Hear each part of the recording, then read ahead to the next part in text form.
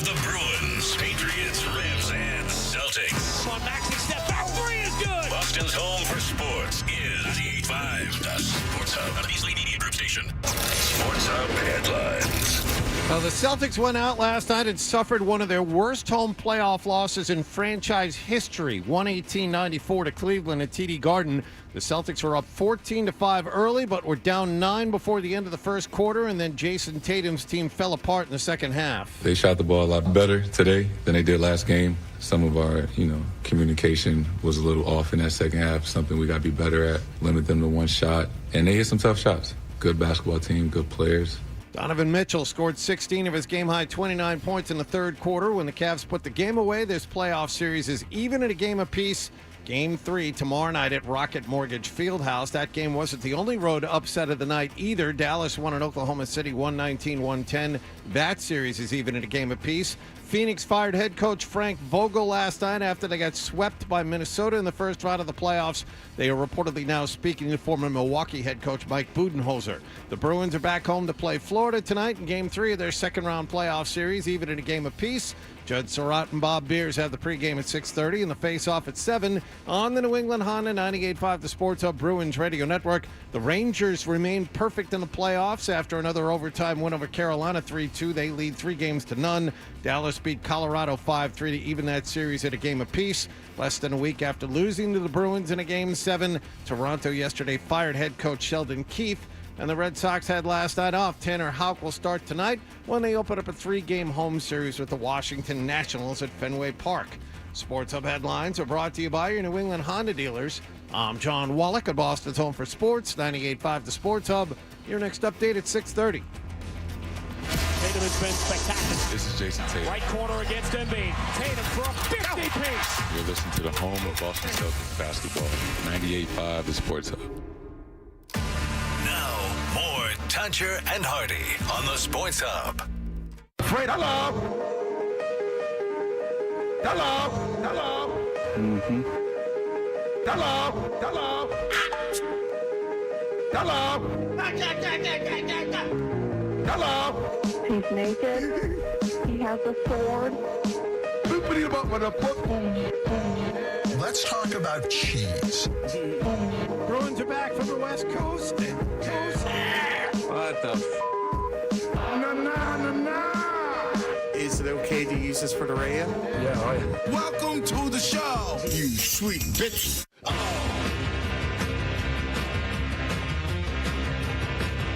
Aha! You can't see me. But it's still all good. Aha!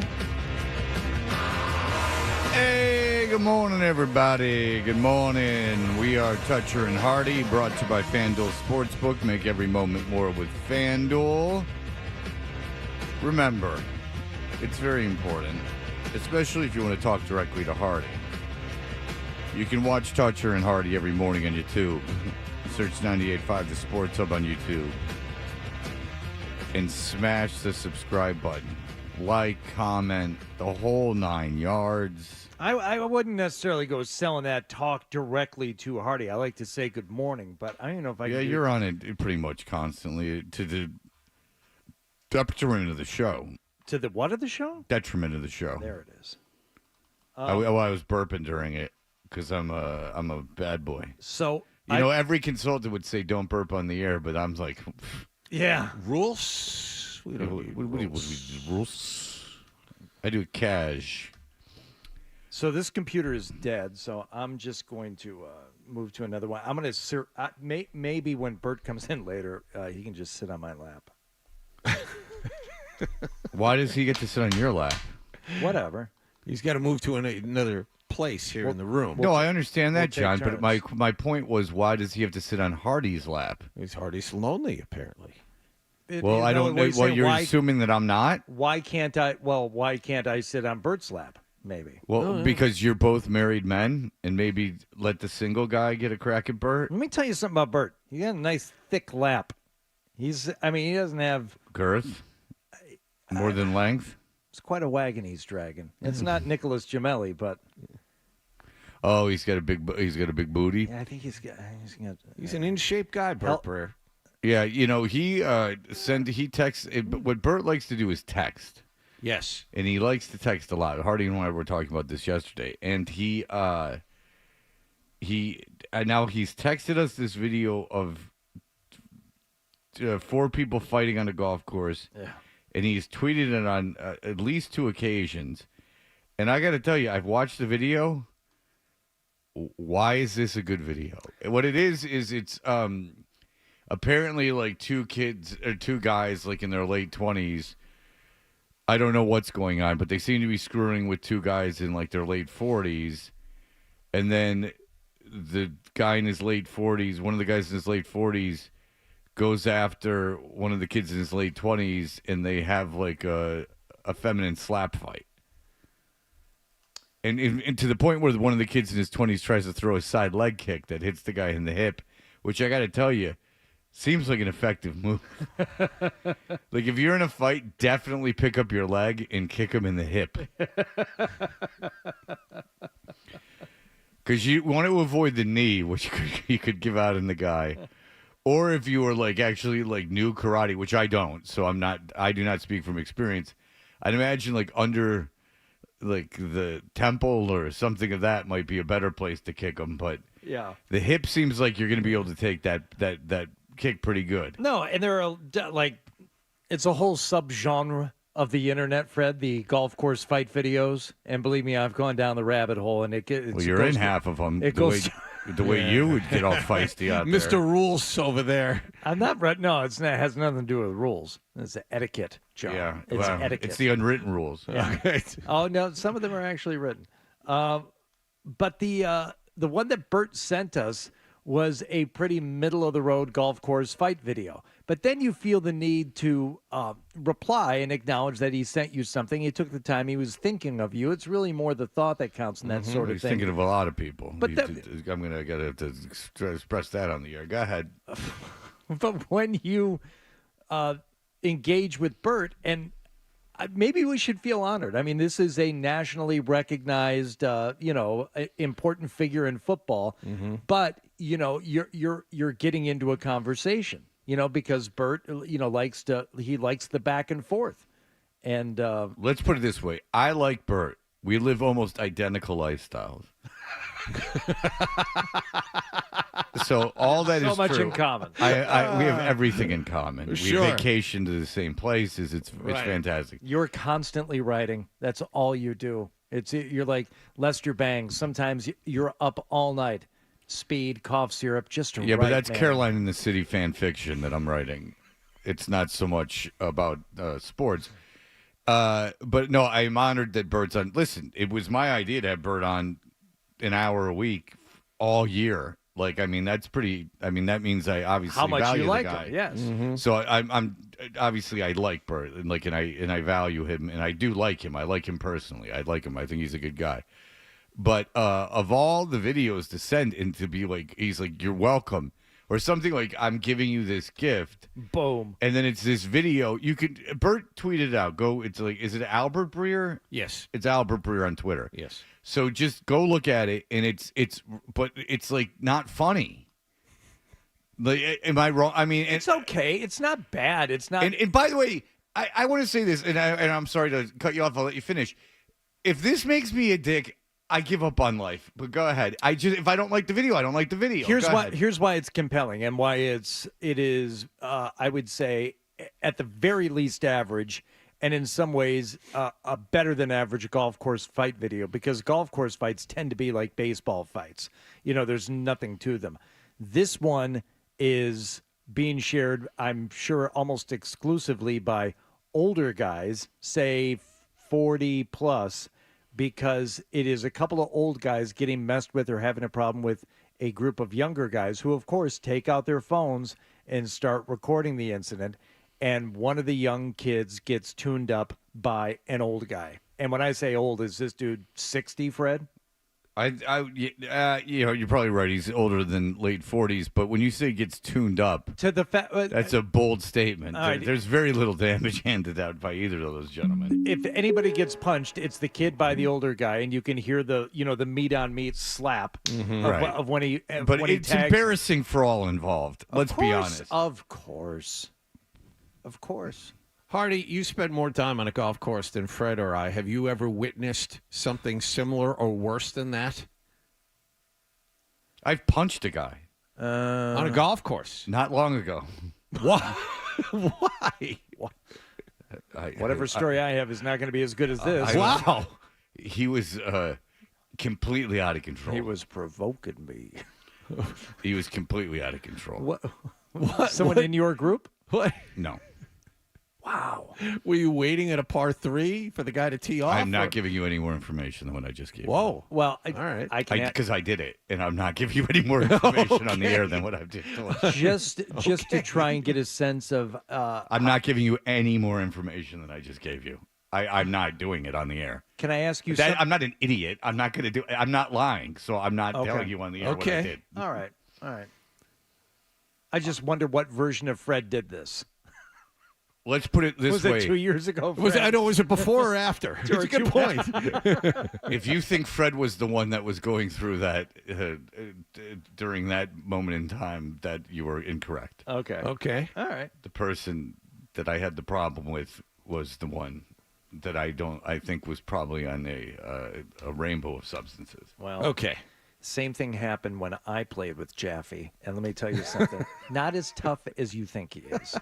And by the way, a couple years ago, I definitely had an alcohol problem, but I wasn't running around fighting.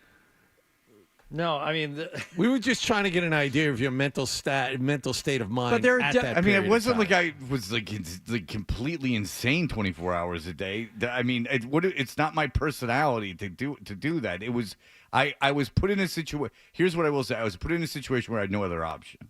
Okay. Okay. I was defending myself. Okay. okay.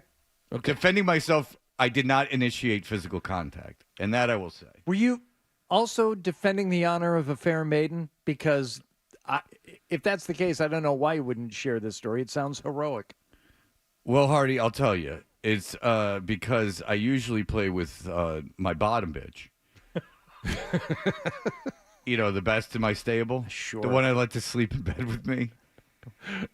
And then I usually. Please don't throw around your Mormon terms, please, because I don't understand. And then I have my two lesser girls like kind of work the course. Sure. And a guy wouldn't pay her. One of them. And then I that's had going to to happen. Yeah. What did he expect? I get it. No. No, you understand why we're a little. Get out of here! What is this? Tony, go ahead. All right, Freddie, let me be honest. This is a Trojan horse. So there I was last night, sweeping the mean streets, Joe Blue Collar, and I hear a radio promo. And that radio promo is for a certain fella that we all know, someone that I never trusted. This guy is now saying what's going to be coming up on his show. And on his show, he is saying right up front that there will be drunken recaps. What's going on? Well, Tony, are you excited to hear drunken recaps, or did you get sick of those 10 years ago? I mean, listen, I had enough vodka a few years ago. Yeah, I did laugh when it was here. Let's put it this way. It's not exactly a revolutionary move to go, bits we were doing in 2007 are coming back at you. So that's not It's so Joey exciting. Gutierrez. No, he's not coming. And by the way, Tony, can I ask you this? Is it funny when there's no one funny in the room to talk about it? Well, if you read the press release that came out, by the way, your pictures are all over the press release. I know, which are thank amazing. you. I'm sure it's thrilling for him. It's probably a flattering photo they used of you. I don't give a ass. It's my photos and his stupid garbage. Go ahead. They've been crafting the show, so I was trying to go down a rabbit hole and see who may be interviewed, see if there was maybe some I can give you a demo hint. tape They were out there. interviewing people yesterday because this thing's a catastrophe. And that's all I'll say. But I just gave you a lot, Tony, so good job. Listen, you never trust somebody who doesn't openly admit to pleasuring themselves. Well, That's listen, all I created a very hostile work environment, and his wife will tell you. Tony. All right, thank you. Is he still there? I am. Tony, can I get up in I'm that? here, baby. Can I get up in that street sweeper sometime? I've got a short list of things I would love to do. But I want to get in a Bobcat and just see what type of damage I can do. I think I'd be a quick study. I'm not going to be like you, but I think because there's levers up there and there's buttons, there's all kinds of crap going on. There's many buttons, Robbie. And I have in the past hired you for 2 cameos, and you did an awesome job. So, listeners, if you want a serious cameo done by someone, just real quick, I'll let you finish, Tony. But you're telling me that Hardy found an alternate revenue stream and took advantage of it? It was during COVID. No, I did too. I did too, and I couldn't remember. All right, go ahead, Tony. So go ahead. I also do enjoy satellite radio. I know you don't care for it, but I do like it. And I didn't say I didn't care for it. Go ahead. It makes me smile when Hardy pops up, though, and does, the quick, whatever you want to call it, the bumpers. Yeah. I like satellite radio. I'll tell you the 2 channels I like. I like the Mad Dog channel, and I like the Marky Ramone channel. Those are the 2 channels that I like. With one last thing, I've been wanting to email you this. Music Bed. I wanted to email you this months ago. 72 by No Effects. It's a 1:07 intro. It's amazing. What album? Because I'm a big No Effect. Are you going to see them when they play the final show here? No. In New Bedford? Are you crazy? I thought it was Brockton. Brockton, thank you. Same difference. Yeah, I know. Isn't that unfortunate? Why the hell are they playing in Brockton? Unfortunate. All right. Well, okay. What album? Yeah. What album? I'll play 72 is on, oh, my God, it's the same album with Ronnie and Max. I can't think of it offhand. All right, email me. Sorry. Email me when you think Can we save Tony just now saying no? All right, thank you, Tony. That's something I want to be able to pull up in an instant. All right. Yeah, and the golf thing was longer than I let on. All right.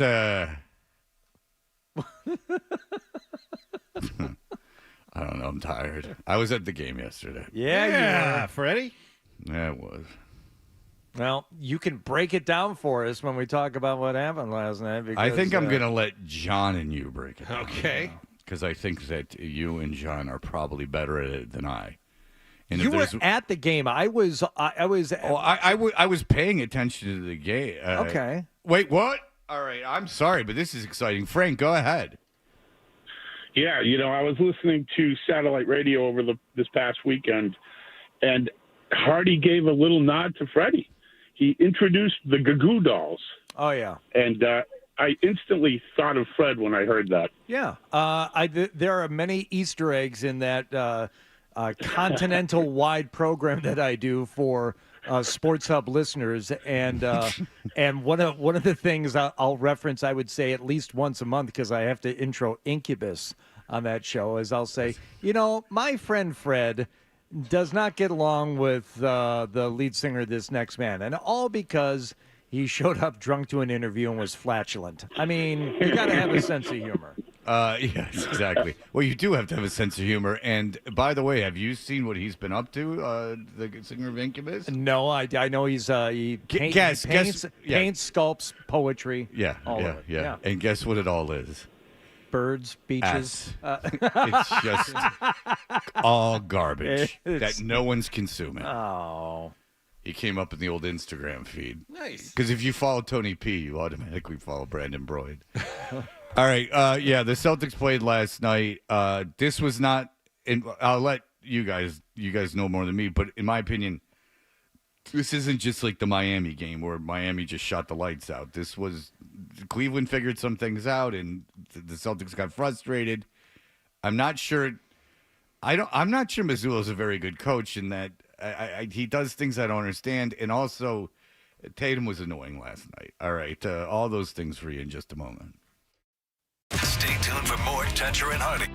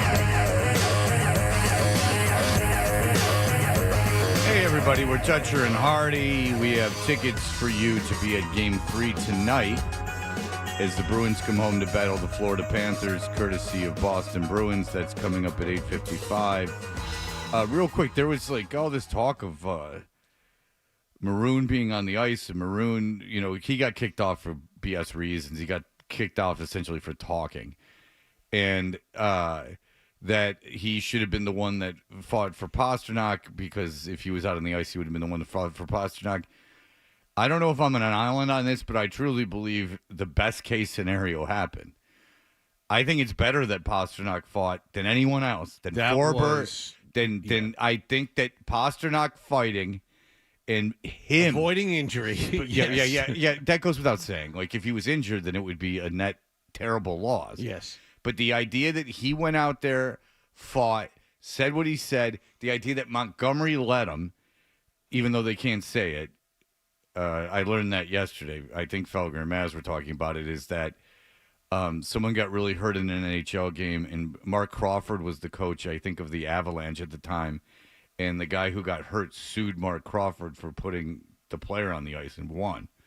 So I guess, or if he didn't win, certainly it was a big deal. And so I guess you can't admit that you got the green light to go out there because then the coach is somehow liable. I guess that's what I believe what they were saying. Since we just mentioned the Bruins, I just think that was a perfect scenario. That's all anyone was talking about after the game. Yeah, and I also don't think it matters that Pastrnak, like, quote unquote, lost the fight. I mean, like, already fell down, and then people are like, well, Tkachuk took cheap shots at him, which we talked about yesterday, and it's like, yeah, he did. Good. Like, good. That means that, again, if you're in that Bruins locker room, you got it, and you're anyone but Pastrnak, you got to be like, well, I'm not that Pasternak's not a physical tough player, like a strong player, because he is. He's not like a total finesse guy, but he's not a fighter, and he's not someone who's known for like big hits. But if you're anyone else in that locker room, there's no excuse now. You got to be incredibly motivated to fight back against these guys now. So I think I'll go so far as to say, the more I've thought about it was an ideal scenario that he fought in that game. It's much better than Maroon fighting Tkachuk. First of all, I'm not sure Tkachuk fights Maroon. And second of all, no. Big deal. Then Maroon fights Tkachuk, and then they fight each other. It's not like either never would have happened. Tkachuk's too smart for that. That's a bad trade. You don't want that. So that happened. It was good, more so for the Bruins than it was for the Panthers. And the fact, and it's a good point you bring up about Tkachuk taking cheap shots at the end, because if that doesn't happen, yes, Pastrnak stepped up, but now you have that real hatred. Now you have that motivator. Now you have that guy. That guy tried to take advantage of our best player when he was down. Yeah. That kind of thing. And it's not like Pastrnak was allowing cheap shots because he's a pussy. I mean, like, he doesn't fight. Face down on the ice. Yeah, and he also doesn't fight. It's not like Tkachuk, knocked him out. Right. Like, I mean, he lost his balance. He fell, and Tkachuk got on top of him and hit him. And I also think it speaks highly of Pastrnak that speaks poorly of Tkachuk. We'll talk about this later, too, but that Tkachuk didn't do any damage to him.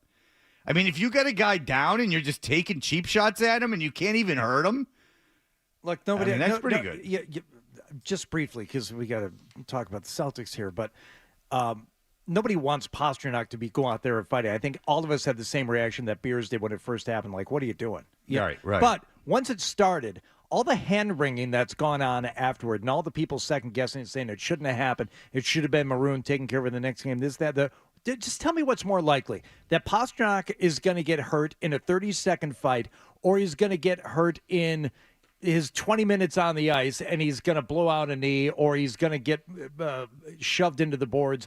It's almost a certainty that any injury that's going to happen to Pastrnak or anybody else is going to happen during the course of play, not during a 30-second fight, which, let's face it, it wasn't two heavyweights going at it, and it was fine. I think he did what he felt like he had to do. He wanted to do it, and I think it sends a good message. So my worrying about it ended immediately, and I don't think it's going to happen again. But I am also glad that it went down the way that it did. And by the way, to add to your point about him most likely getting hurt, what's most likely getting hurt, a fight or them taking liberties with him? Yeah. That even more so. Not just during the course of play, but the fact that you think it's open season on Pasternak. Yes. And you're right, Freddie. It's not like he's not soft. He can be physical enough. He's not strong on the puck. And if he's stronger on the puck than he was, I'll fight back on that. He's strong. Look, he's not Kachuk, but ask the guys that cover the team. They'll tell you that I mean they will. Jaffe will tell you that he is that he's a little bit stronger than you would think. But I digress. I understand what you're saying. All right, let's get to the Celtics last night, where they played Game 2 against the Cleveland Cavaliers. And it looked like maybe it was going to be a repeat of Game 1 early on, thanks to Tatum starts his drive on Strus, cradles the ball, throws to the corner. Holiday touches it out to the wing for a Derek White three. And there is your early timeout. Derek White leading the NBA in threes in the playoffs. He just added one to that total. It's Game 1 all over again. Derek White's going to light him up. You're forcing Cleveland to take an early timeout. And oh, boy. Now they clawed back pretty quickly in that first quarter. But then Tatum hit a few shots. Celtics dominated the first 4 minutes, and then the Cavs have come alive. Scored 25 points in the last 8 minutes. Tatum loses Garland on a nasty step back and then drills the three. All right, so now Tatum find a little something. It didn't take long after the game was straight up tied at halftime, Wallach. Feel like it was a straight up tie? Yeah, tied okay. Donovan Mitchell, who certainly pulled away and made his mark on the game last night, didn't take over so much as he was the best of a lot of good Cleveland players last night. Donovan Mitchell deep on the left side. He got Hauser in front of him, 6 on the shot clock. Donovan Mitchell, step back three, got it. Matchup problem. The Celtics are down by 14, their largest deficit of the playoffs, with 2:03 to go in the third. Started looking real bad. There was, of course, the moment at the end of the third when Donovan Mitchell hit a big last-second shot at the end of the third quarter, but he wasn't just getting it done from the outside either. Donovan Mitchell switches to the left hand, blows by Jaylen Brown, steps in the paint, floats it up and in. All Donovan Mitchell, all the time. Cavs dominated Game 2. Timeout, Joe Mazzulla. Donovan Mitchell scored 16 points in the third quarter. He only had that was the thing that was scary if you were a Celtic fan. It was halftime. The game was tied, and Mitchell had 6 points. Mobley was the first half, right? Right. Yep. Mobley was the guy who was – and Evan Mobley hit 22 threes for the entire season. He hit a 3 in the first quarter. That's how you knew that it was going to be his night. The Celtics got destroyed in the pick and roll in the first half. And then Garland and Mitchell started hitting threes in the third quarter. Celtics defense was atrocious in this game against different things. That's the scary part. They couldn't defend the pick and roll in the first half, and then the perimeter defense was lousy in the second half. Now, and Mitchell was on fire. He was shooting off balance threes with a hand in his face. He took over, which is what he does. He does that constantly. I had someone next to me get mad that I wasn't cheering enough. Oh. Well, you just seem to be getting in people's way this morning. Do you think they were a man and a woman? Man. Do you think everyone's pissed at you?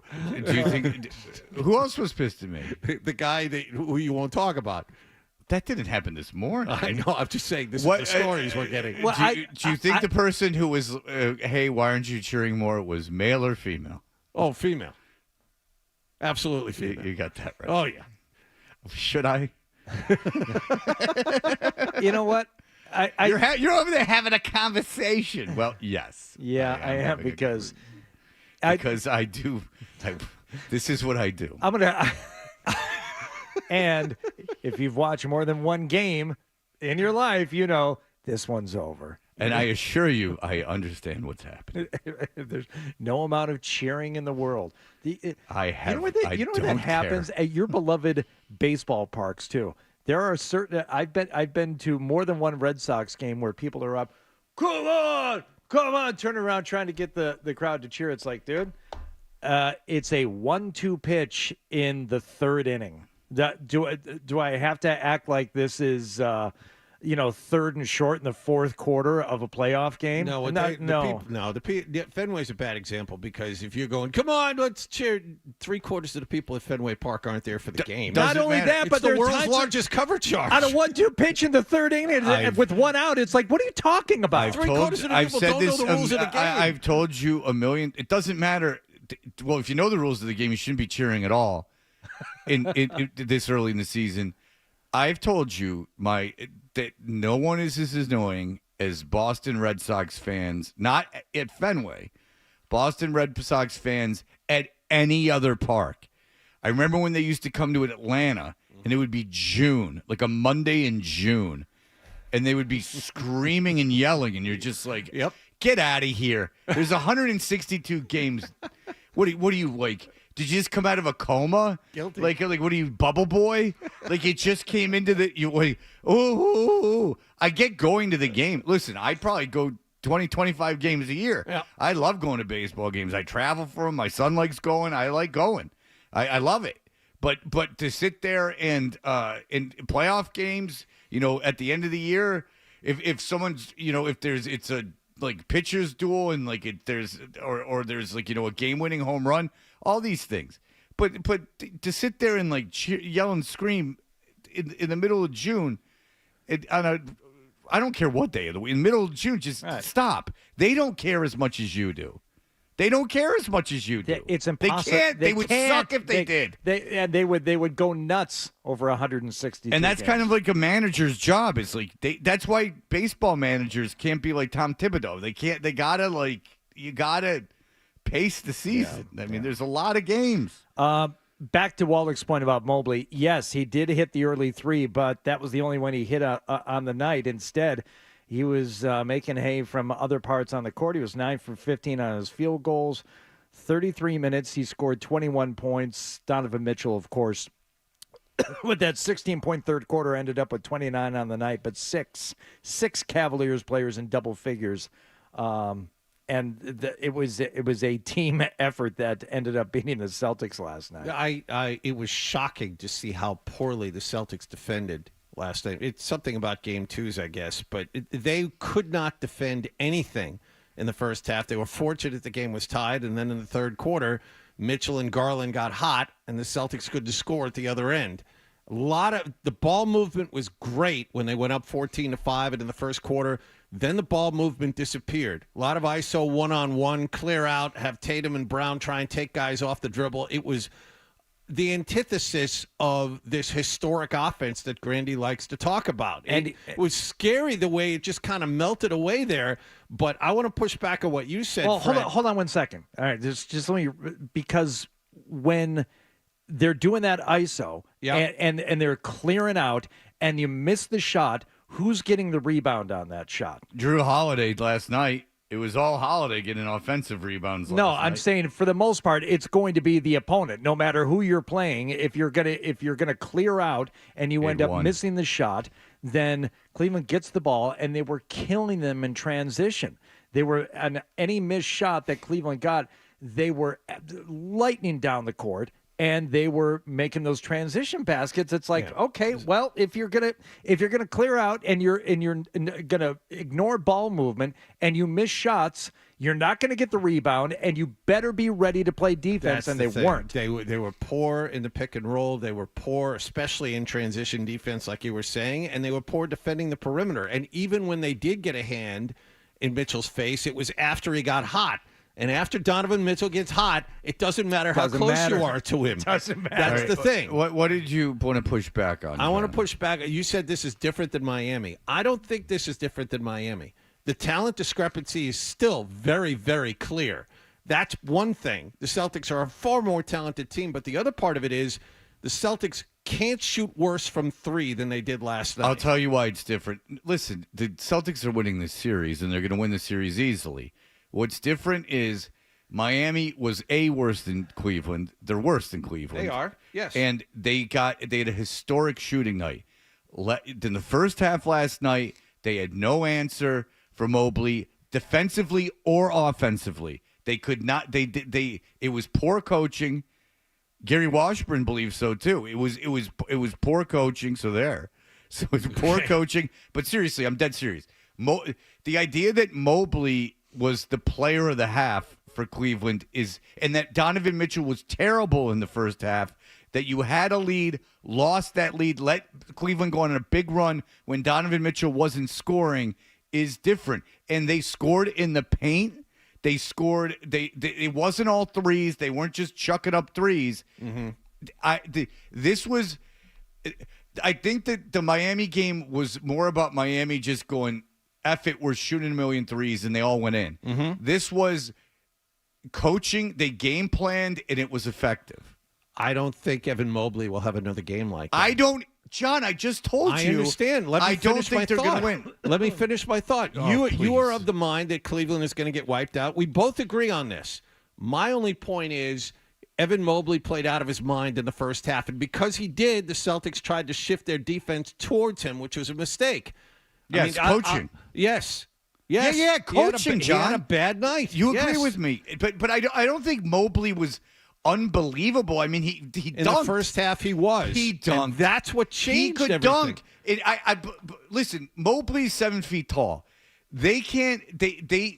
He got the ball into the basket and was able to score. He was. I mean, he wasn't like electric from the field. He was 9 for 15 from the field. In the first half, he was. I know, but I blame the Celtics defense for that. And that enabled Cleveland to not rely on Donovan Mitchell. My point is, Mobley's not going to play like that again. Mitchell's going to have to score 40 or 45 for Cleveland to win another game. Again, you're arguing with me about something I don't disagree with you about. Fellas, I think I'm fit to be tied. I think we should hear what Joe Mazzulla has to say. All right, let's hear after the break. And we will find out what happened elsewhere in the NBA and the We're not gonna have NHL. time. We're going to have time for all of it. No, if you insist if upon you that. shut your cock-a-doodie mouth, we'll have time.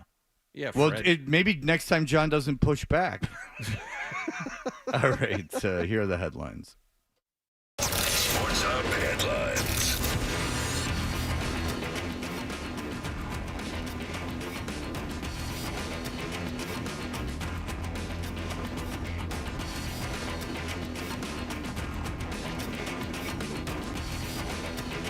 Oh, there I am. All right, let's do this. Cleveland blew the Celtics out of their own building last night, 118-94, that best-of-7 second-round playoff series, even at a game apiece. Game 3 tomorrow night out in Cleveland. Former Celtic Glenn Big Baby Davis sentenced to 40 months in prison yesterday on charges he attempted to defraud the NBA's health care plan. Bruins play Florida at TD Garden tonight, that best-of-7 even at a game apiece. Judd Surratt and Bob Beers have the Duncan pregame at 6:30 and the face-off at 7 here on 98.5 The Sports Hub.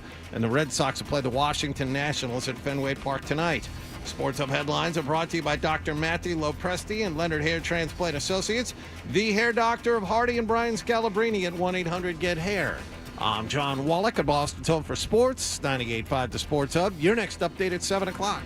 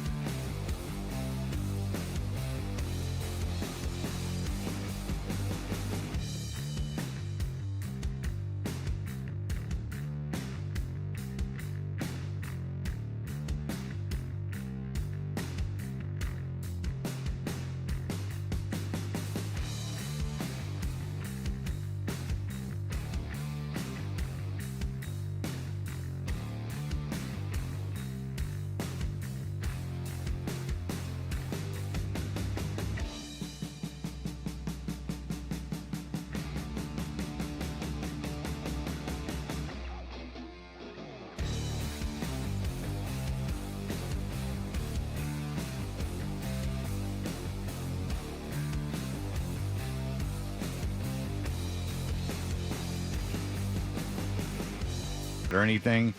And the reverend of our church, like the free house he got was in our subdivision.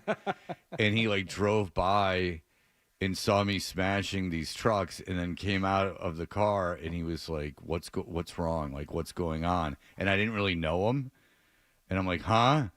And then I like worried about it for like 6 months afterwards that I was insane. So well done, Methodist minister, whoever your name was. You made a young man feel like something was wrong with him.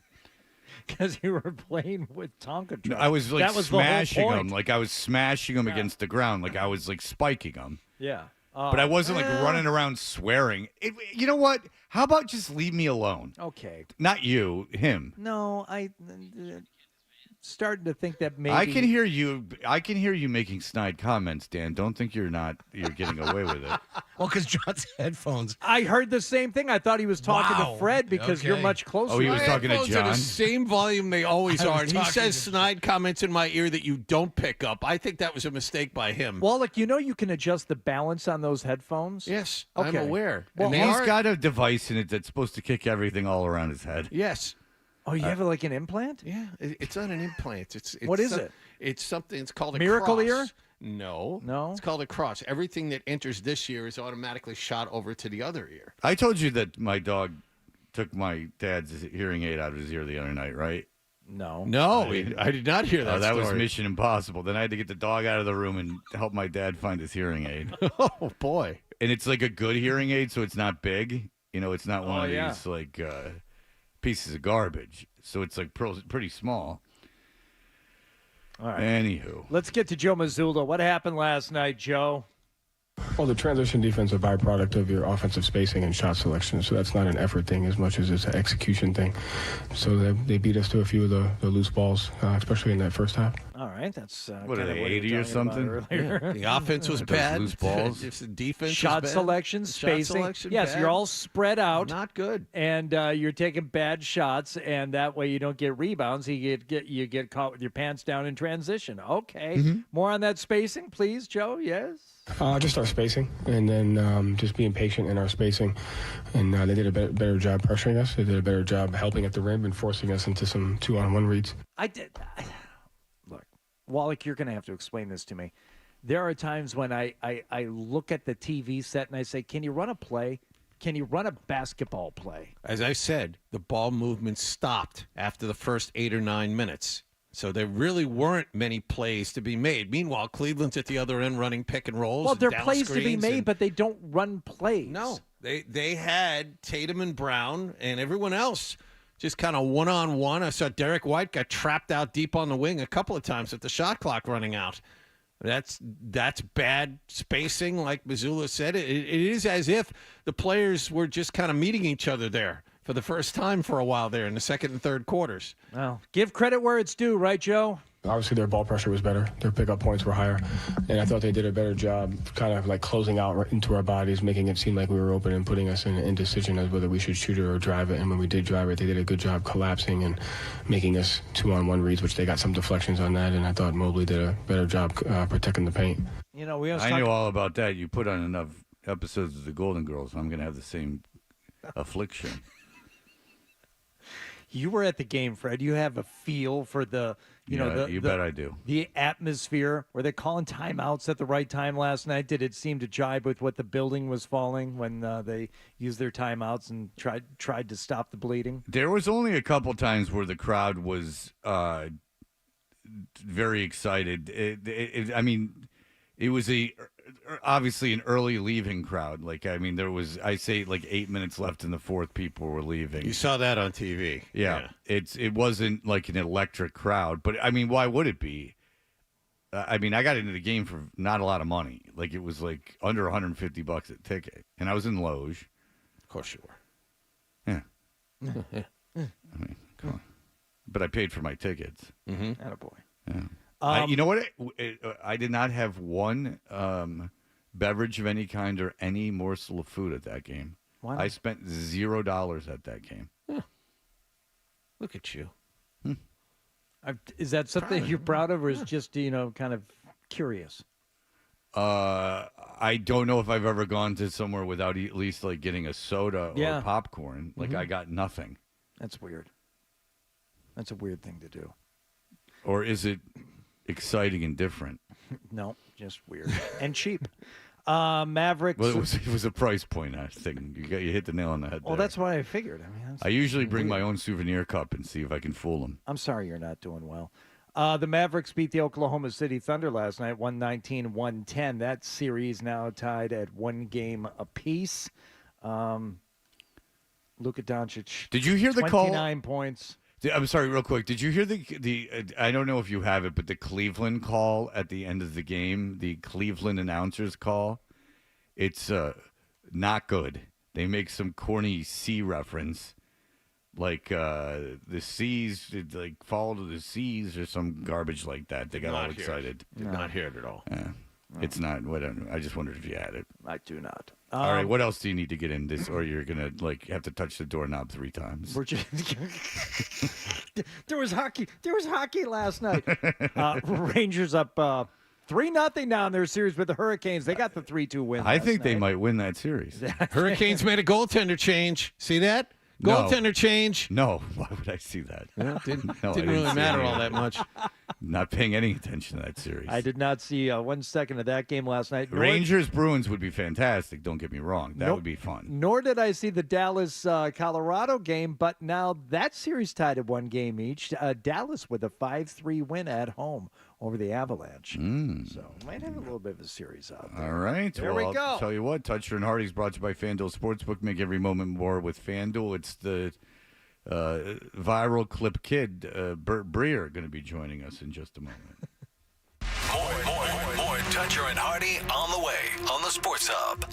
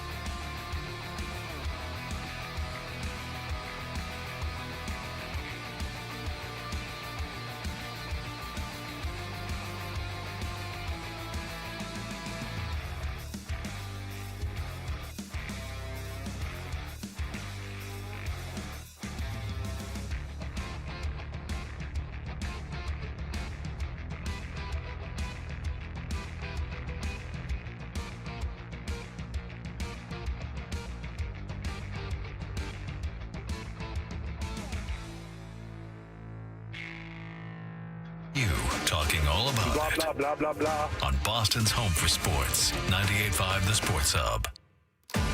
Now, more Toucher and Hardy on the Sports. Toucher and Hardy, brought to you by FanDuel Sportsbook. Make every moment more with FanDuel. Watch us on YouTube. Search 98.5 The Sports Hub on YouTube and subscribe. When you subscribe, then every time you open up YouTube, you can't get any other videos. It's just us and ASMR. And Hardy's on there. He'll say hello. And you would say to yourself at 7:03, where's Bert BREER? He comes in every Friday. I assumed he was on Zoom this morning. No, he's just not here. Oh. Be listening at 8:55 this morning. And it's like every Friday. You would think that. Did we change the time on him today? And he's always 5 minutes late. So it's not like that difficult to just go like, I'm going to leave 10 minutes earlier. Be listening at 8:55. I'm not mad at him. I just find it curious that he's consistently 5 minutes late. Like if you're consistently 5 minutes late, and not late like he should be here 10 minutes early late, like late like we're on the air, he's supposed to be on the air. Yeah, Mike Giardi will show up 20, 25 minutes early and sit out there in the lobby. For instance, we have a meeting before most shows at 5:45. So, like, I feel bad, but if I get here at 5:47, 5:48, I feel bad, but, like, look, I'm sorry, I'm late. But the show starts at 6. There's repercussions if I'm consistently late past 6. And believe me, I felt them. Be listening at 8:55 this morning for your chance to score a pair of tickets to be at Game 3 tonight, which should be a really good one, actually, as the Bruins come home to battle the Florida Panthers, courtesy of the Boston Bruins. Get down to TD Garden tonight for the 2024 playoffs presented by Rapid 7. Select tickets are still available to purchase. Visit bostonbruins.com/playoffs to lock in your seat now. You want to go to Game 4? Head down to the Felger and Maz live broadcast at Hurricanes today between 4:30 and 6:30 to enter for a chance to win. Now, the way you enter is there's a kissing booth, and whoever gives Felger an erection wins. That's coming up at 8:55. Hint, ladies, you don't have much of a chance. I'm just kidding. That's not actually happening. The kissing booth or the erection or thing. the erection. Right. I was just being a goose. As we kill time. It's funny. I feel the need to go. That's not actually happening. Or someone will pull the audio and go, Fred said to kiss Felger. Right. No, just killing time before Bert gets here. Yeah. I auctioned off a pair of two pair of Bruins tickets for Sunday's game last night at the Journey Forward event. I spoke of that yesterday. I told someone it occurred because yesterday at the in the station there was a guy that I assumed to be Larry David with hair. Oh. And I said, "Oh, Larry David with hair is here," and Hardy said to me, no, that is Mike.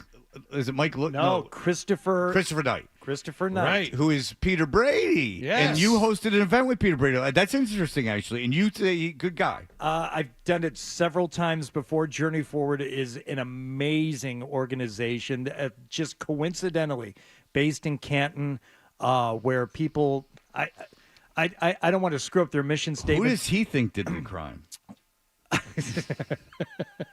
Hardy hates when I bring it No, up. that's fine. I should have asked him about it last night on mic in front of a bunch of people there at Kings and Dedham. They would have loved it. If people who are dealing with paralysis, injury, sometimes told you're not going to be able to walk again, Journey Forward has proven time and time again that you can, in fact, overcome insurmountable obstacles. And they have a lot of success stories. And so they do multiple fundraisers.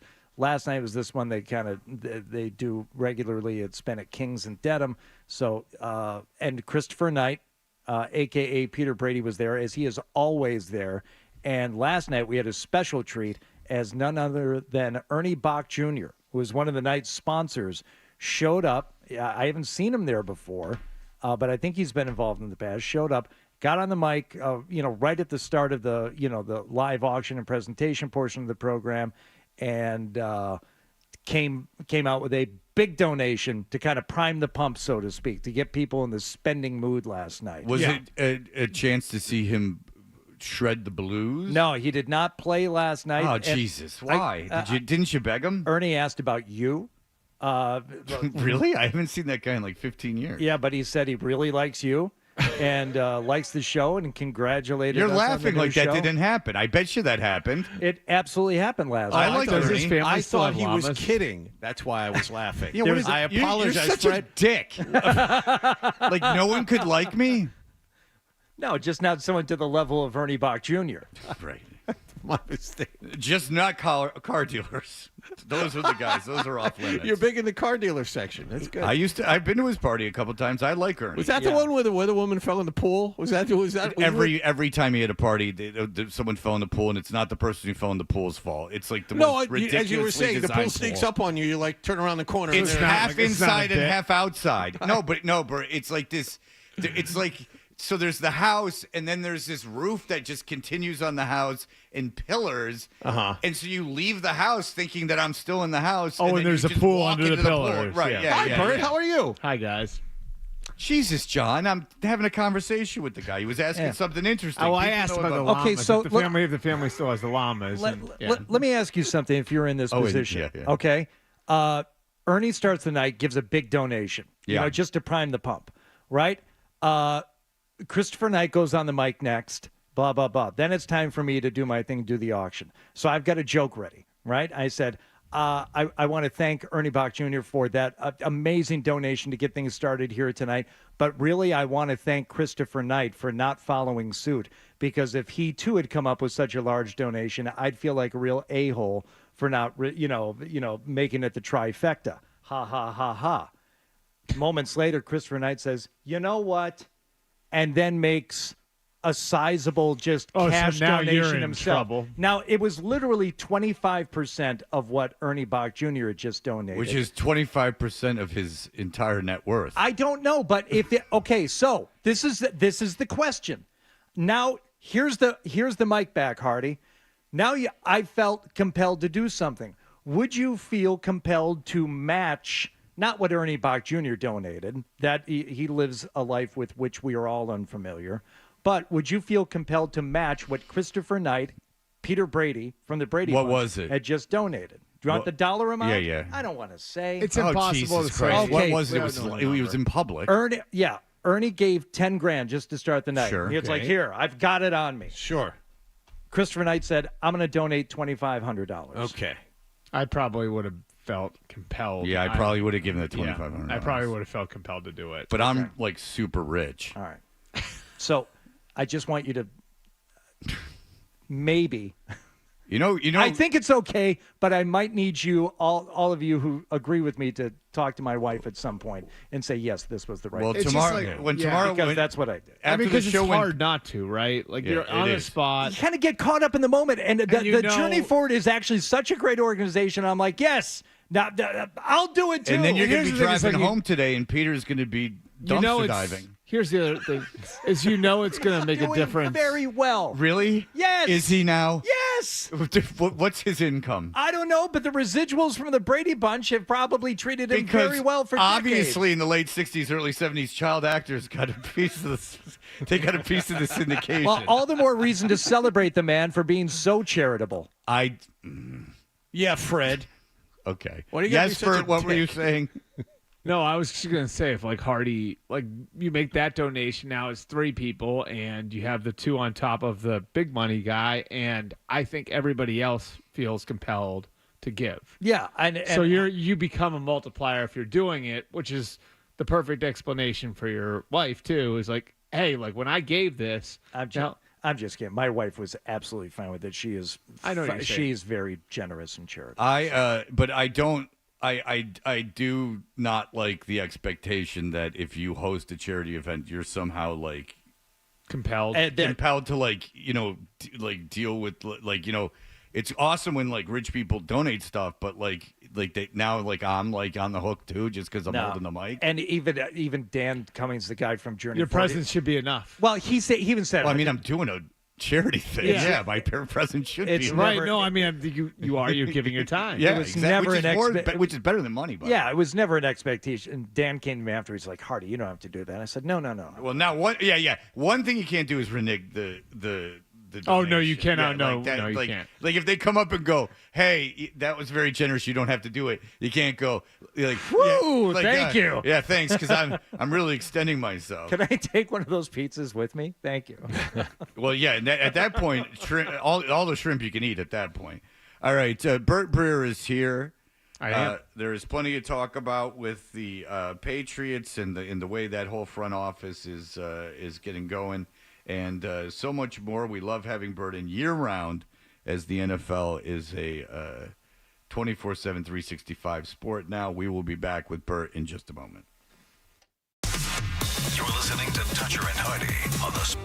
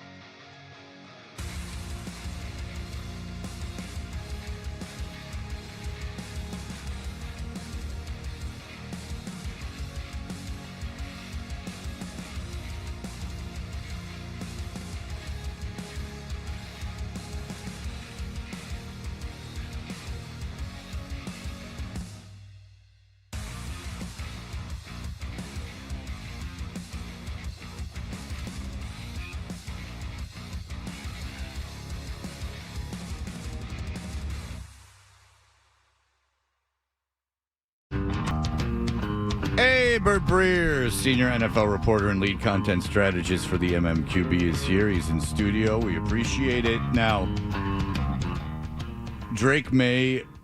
Did you say Drake May reminds you of Phillip Rivers in that he? Yeah, his personality. Yes. Yeah. Okay. Yeah. I thought that was interesting. All right. So Drake May's here, and we'll talk about what you think they're going to be working on him with this offseason. But yeah, well, that'd be great if he was Phillip Rivers. I mean, hopefully he wins a little bit more, but that would be awesome. I mean, ideal. Phillip Rivers won a bunch. Like, Didn't win a Super Bowl though. Didn't win a Super Bowl, but and he sucked with Indianapolis. I would say last like year. I would say like if you looked at like the result of most of these when you come off of a legendary quarterback, like what Miami had after Dan Marino, what Buffalo had after Jim Kelly, what Denver had after John Elway, if you wind up with Phillip Rivers 4 years after Tom Brady, like that's not a bad result. Oh, by the way, I would tell you that I would take Phillip any organization. I mean, short of Joe Namath, the Jets have never had a quarterback like that. The Lions have never had a quarterback like that, except maybe it's a hell of a lot better than Mac Jones since the 50s. Yeah, I mean, dude, yeah. If you went from, I mean, like Green Bay is a franchise that does that. San Francisco is a franchise that done that, and I'm not positive there's another one. Like, yeah, dude, if you went Brady to Rivers in that short amount of time. That's a hell of a time. I was being kind of sarcastic about the winning thing. But what Drake May, it seems like you like him. Like you think he's got a good personality. I think it's like, well, you have like this competitive personality with him. And I think like it really matters to him, which is an important part of playing quarterback, of course. Not that it didn't matter to Mac while he was here. I also think like with this one, guys, like you had to swing for the fences. And I've said this a few times to you, but like you aren't going to get to like just having like a good enough quarterback in a conference where you're going to be dealing with the next 10 over the next 10 years with Patrick Mahomes, Josh Allen, Joe Burrow, Lamar Jackson, now CJ Stroud, Justin Herbert. It's not good enough. Trevor Lawrence, I think you have to take a swing for the fences in this case. And I think if you look at what Drake May is physically versus the other three guys that were available that went in the first round, I don't know that it's that close. Like, I think Drake May is physically superior to those other guys. Right. Okay, so when he's in the building, what is priority number one with him based on what people are telling you about his deficiencies? So rebuilding his lower half. You're going to hear a lot about his footwork over the next few months, and you're getting him to throw on balance a little bit more, and then coaching some of the bad habits out of him. And that's where, like, deciding whether or not to play him, having discipline if you do play him is really, really important, because the way bad habits metastasize is if you put a kid in bad situations. Like, you can coach his bad habits out of him, but if, it's like, okay, it's 3rd and 18, go figure it out, like, those bad habits are going to crop back up. So it's either you sit him or you really have to find a way to manage the situations that he's in, where if he's playing from behind, they're down by 2 touchdowns, like, don't throw on every down. If you're in 3rd and 17, sometimes run a draw. And that can be tricky. Like, that sounds good on paper, right, Fred? Mm-hmm. But you also have other guys in that huddle, in that locker room, that don't care about where Drake May is in 2026. That might be like, what the hell are we doing? Like, I don't care about your development plan here. We're trying to win. So that becomes a challenge for a coaching staff to manage. It can be tricky, and that's why in a lot of cases the best thing to do is sit the rookie, even if it rarely ever happens. Okay, so Jacoby Brissett talked recently, and he didn't bow at the feet of Drake May. I don't want to lead you, but and that's not fair. I mean, no, I know what you're saying. I should, but so he was not conceding the job. He basically said, if I'm wrong, you can stop me. Essentially, that it wasn't his job to coach Drake May. No, he certainly shouldn't concede the job. He's a professional athlete. Obviously, he shouldn't concede the job. Knowing what you know about him, and knowing about the situation, do you think Jacoby Brissett I always felt that they brought him in because they knew him and they, think he's a good guy. Do you think? Right. Well, he just touched so many bases, right. He knew they knew him, right? Like, so they had him here a few years ago. So there are existing relationships in the organization with him. Your offensive coordinator worked with him 2 years ago in Cleveland. And on top of that, he's been around young quarterbacks before. Just last year, he was with Sam Howell, who was in his second year in Washington. And he's handled really awkward, weird situations before. He was the quarterback when Andrew Luck surprisingly retired, right? Like when Luck retired out of nowhere. I mean, you could argue he handled maybe the most awkward situation in NFL history 2 years ago, like for a quarterback. In dealing with the Deshaun Watson thing, it's hanging over them for a big part of the offseason. Is he starting? Is he not starting? Is he suspended? Is he not suspended? They go through that. And then you go through a whole training camp where you're building an offense for Deshaun Watson, but Jacoby Brissett's going to be the quarterback for the time being. And then, like, he gets thrown in there knowing, come week 13, like, I'm not going to be the quarterback anymore, Mm-hmm. And so, like, he had to manage that. Like, it was weird as it gets. 100%. Weird as it gets. And like what everybody said at the end of that, I was in Cleveland the day his last start. Played against the Buccaneers. They actually wound up beating Tom Brady and the Buccaneers.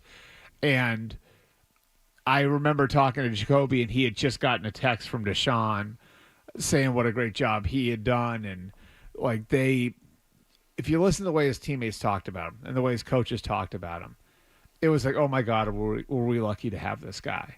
Because we were in this, again, completely bizarre situation, and he was able to manage it.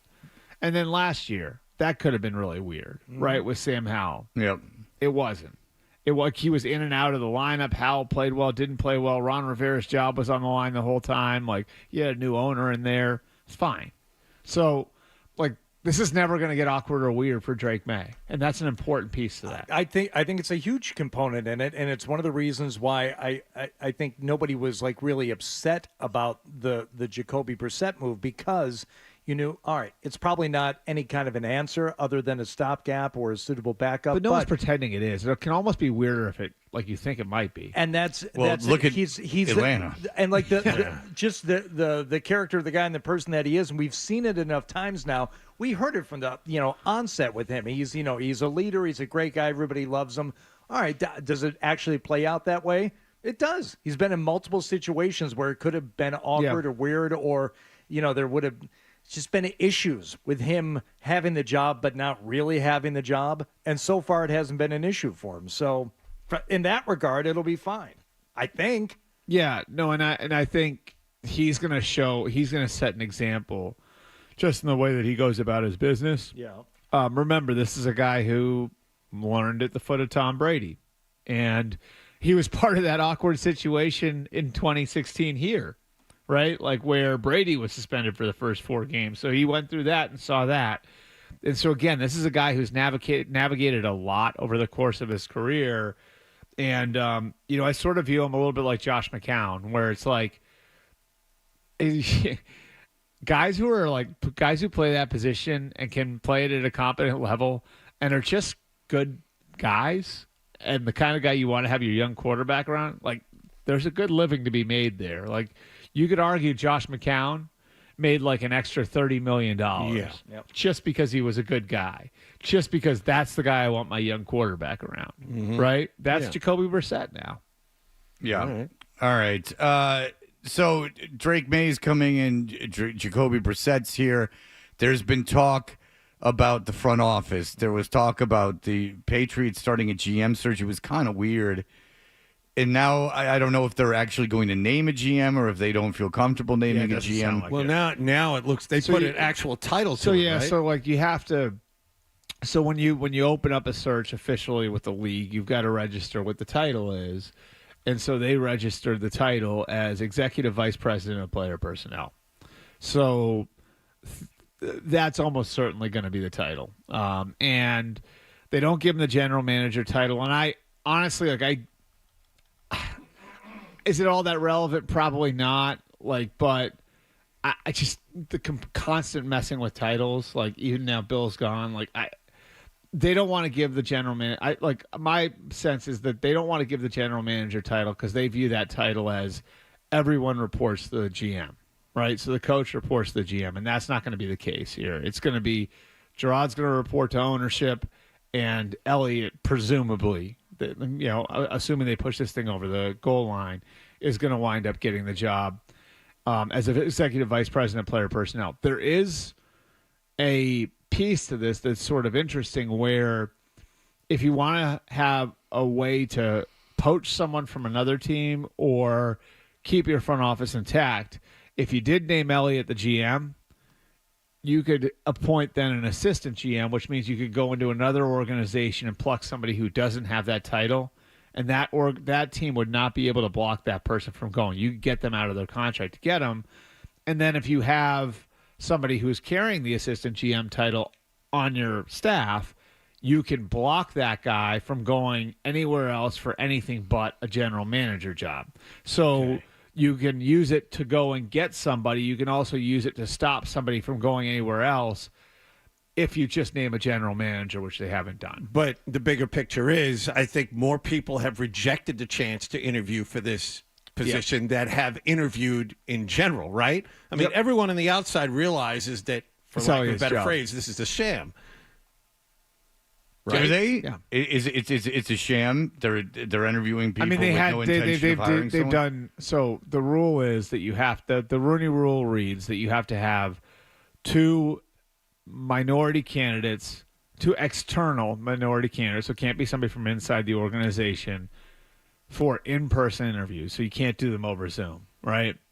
So they did 2 in-person interviews of minority candidates on the same day in Boston, not Foxborough. So it just at the airport. I mean, if you, I don't know if it was at the airport. Might have been. Can I ask you something? But you look at this, and and look, no one's saying the Patriots don't have the right intentions with this stuff. They have a 36-year-old black head coach, right? Right. But there is a process that you have to go through when you're doing this. So, does the Rooney rule work? Is there evidence? I think that's a long conversation. Quickly, Bill. Tomlin's a result of the Rooney rule, right? Yeah. So, that's the best example. Yeah. So, the Rooney rule, for people who don't know, is named after Dan Rooney, who was the late owner of the Steelers. His son is now the primary owner, Art Rooney II. And it went in, whatever it was, over 20 years ago. Because of these problems that the NFL had hiring minorities into these positions. And so the best example is the one that Fred brought up, which is Tomlin. And if you go back to 2007, when they hired Mike Tomlin, they were obviously coming off of an incredibly successful run with Bill Cowher as their head coach. And so Bill Cowher steps away after the 2006 season, and everyone thought the job was going to one of two people. Either Ken Wisenhunt, who was their offensive coordinator, or Russ Grimm, who was their offensive line coach / assistant head coach. One of those two guys was getting the job. But they said, we're opening it up, and we're going through a full and thorough process. And Mike Tomlin came in and blew them away. And so they wind up hiring Mike Tomlin instead of Ken Wisenhunt or Russ Grimm. Both those guys wind up leaving. They go to Arizona. Wisenhunt becomes the head coach there. Russ Grimm becomes his assistant head coach. And obviously the rest is history. It actually worked out on both sides because Ken Wisenhunt got the Cardinals to a Super Bowl for the first time ever. And Mike Tomlin, 18 years later, is still the head coach in Pittsburgh. So 17 years later. So, I think that there's again, maybe we talk about this after the break because I know we've been going for a while here, but I think that there's a real benefit. I think there's a real benefit to going through a full and thorough process that they have denied themselves here over the last 5 months. And it has nothing to do with not thinking that Elliott Wolf or Gerard Mayo are the right guys. I think both those guys are really good hires. Elliott deserves this. Elliott's been a finalist for 2 jobs in the last couple of years. He was well thought of in Green Bay. He just as easily could have been the general manager there rather than Brian Gutekunst, who got the job. He was a co-number 2 with him there. He's been the number 2 guy in 2 different spots. I think Gerard Mayo is as bright a coaching candidate, coaching prospect as Mike Vrabel was coming up or D'Amico Ryans was coming up as ex-players. So I think they did well to hire who they did. That does not mean there wasn't a benefit to going through the process that they could have gotten. Insight into other organizations, new ideas, things of that nature. Right. Okay, Bert BREER is here from MMQB. He'll join us, continue to join us in studio for the rest of the hour. 617-779-0985. Here are the headlines. Sports Hub headlines. Celtics got blown out at home last night by Cleveland, 118-94 in Game 2 of that best-of-7 second-round playoff series. Donovan Mitchell, 29 points, but the series is even in a game apiece, and things head back to Cleveland for Game 3 tomorrow night. And also, in other NBA news, former Celtic Glenn Big Baby Davis sentenced to 40 months in prison yesterday, plus 3 years of supervised release.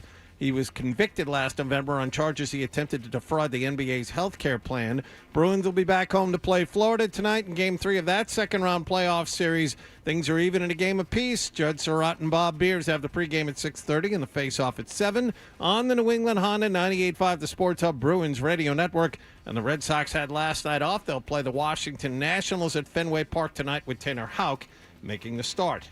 Sports Hub headlines are delivered by Service Credit Union. They've teamed with Charlie McAvoy to defend New England's heroes. They're raising $200,000 to cover cancer screens for Ashland, New Hampshire firefighters and heart screens for Ashland, New Hampshire police officers. Get details at servicecu.org/73. I'm John Wallach at Boston's Home for Sports, 98.5 The Sports Hub. Your next update at 8 o'clock. This is Jaylen Brown. Jaylen Brown turns the corner. Finger roll is up and good. Score to the foul. Listen to Home of the Ball.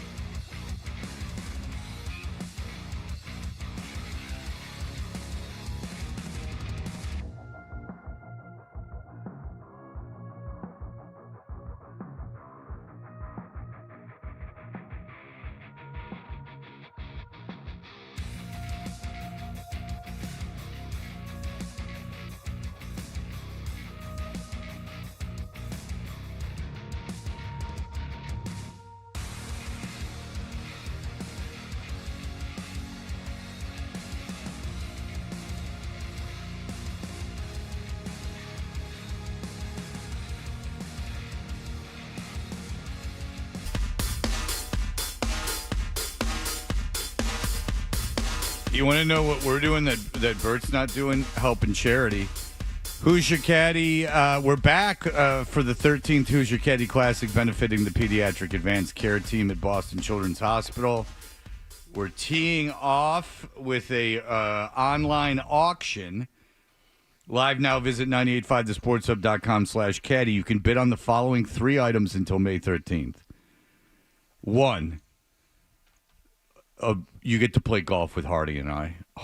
I mean, why don't you save that for the end, buddy? I don't want to tell you how to do your job. Because I don't want to discredit up. the rest of the. I don't want to have everyone forget about him once I do it. Oh, okay, yeah. And then also play with Felger and Maz.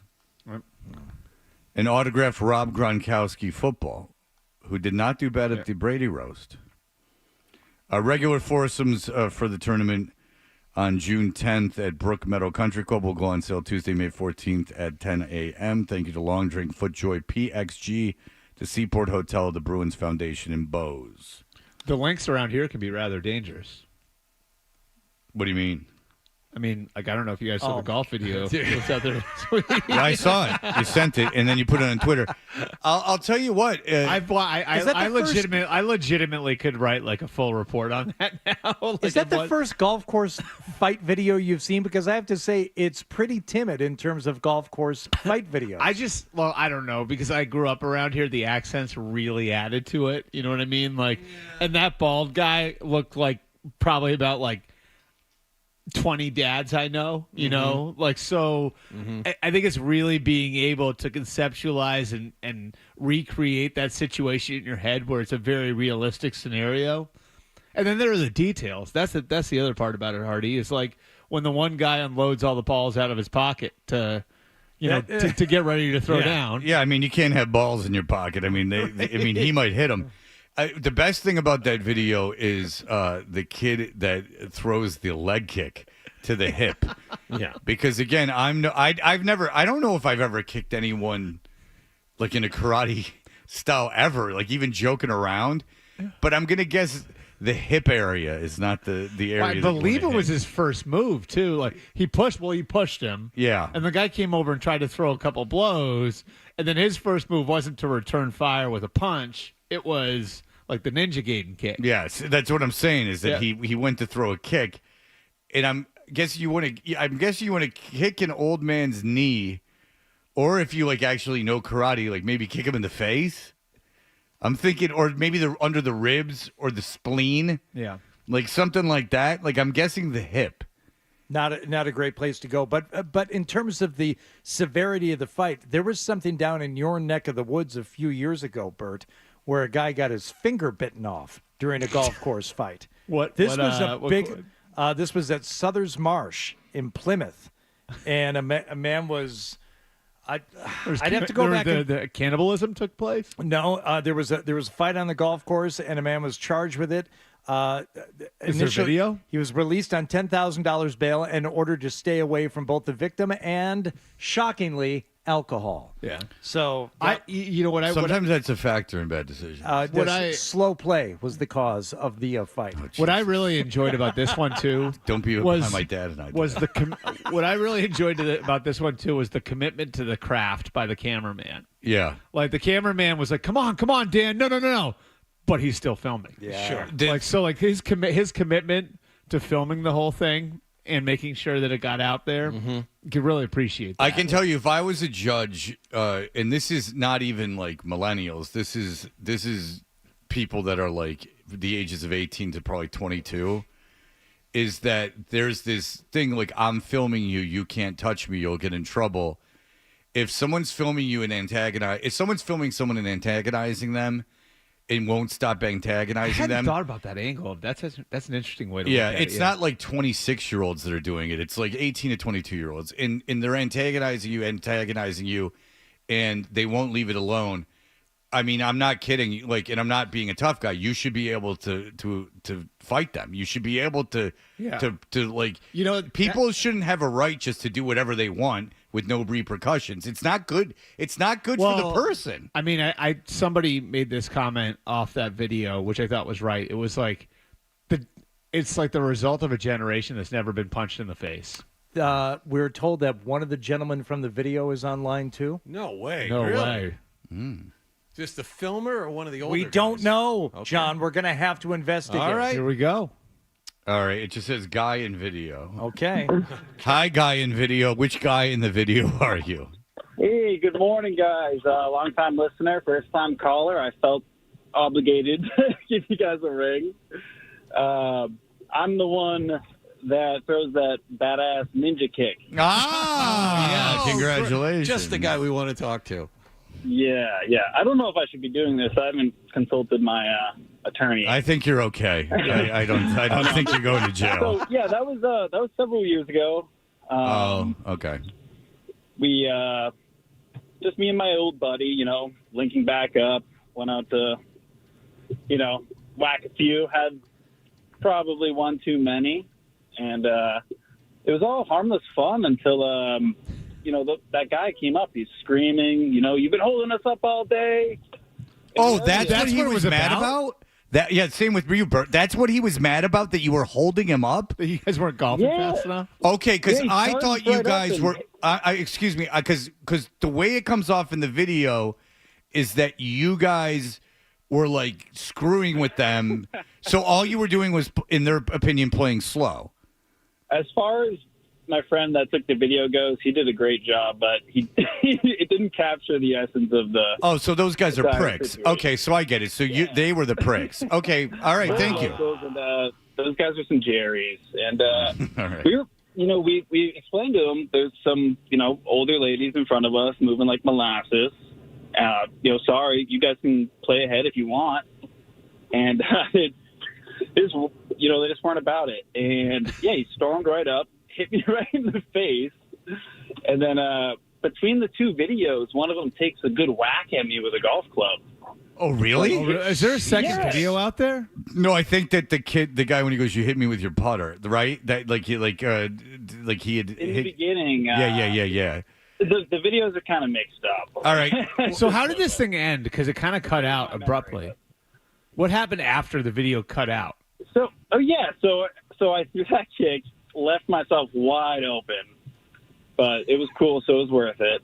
And, he cracked me really good, and so I was like, oh, geez, this guy's pretty serious. Like, great, my friend, maybe we should, get out of here.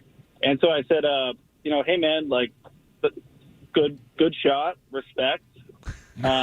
Went to shake his hand. He spit at me. Oh, Jesus Christ! My God! And you know what? We got out of there. And the best part about the entire thing is that my friend picked up all those golf balls he dropped. You saved yourself $20. Good for you. All right. Well, hey, listen, I apologize, but I apologize. I didn't mean anything malicious. Is that I just had no idea that that's how it started. So they were dicks. So I was assuming that you were filming them and trying to get them pissed off. But if they were just coming up to you because you're playing slow, they're pricks. So I agree with you. I'm on your side.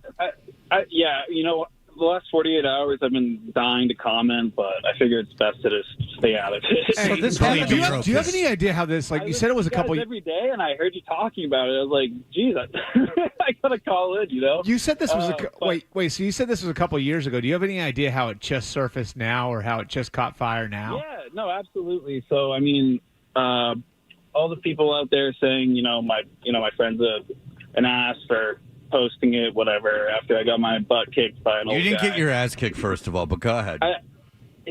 He asked the other night, ironically, it came up in his Snapchat memories or whatever, and he was like, hey, do you mind if I resubmit this? I was like, yeah, you know what, screw it. It didn't blow up the first time. It probably won't this time, but hindsight's 20/20, I guess.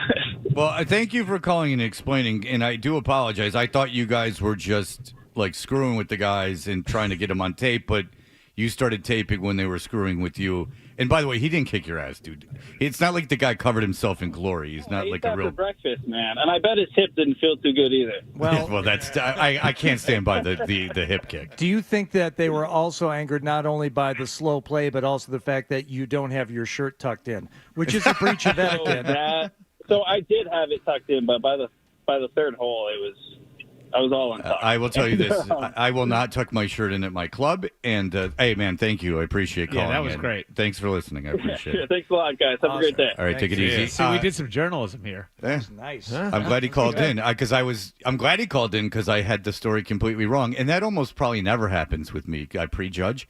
But you know what it is? It's the old guy who plays there 5 days a week, who resents everybody from the outside who comes onto the course. This is my golf course. Yeah, so like if anyone is slowing up his normal routine, he goes off on them. Okay, but here's how you live your life. And I'm not saying I do this, but ideally you would complain to your friend that the people were moving slow and then just go on with your life. Or as I have done many occasions before, not many, but 4 or 5 I can think of, you just leave.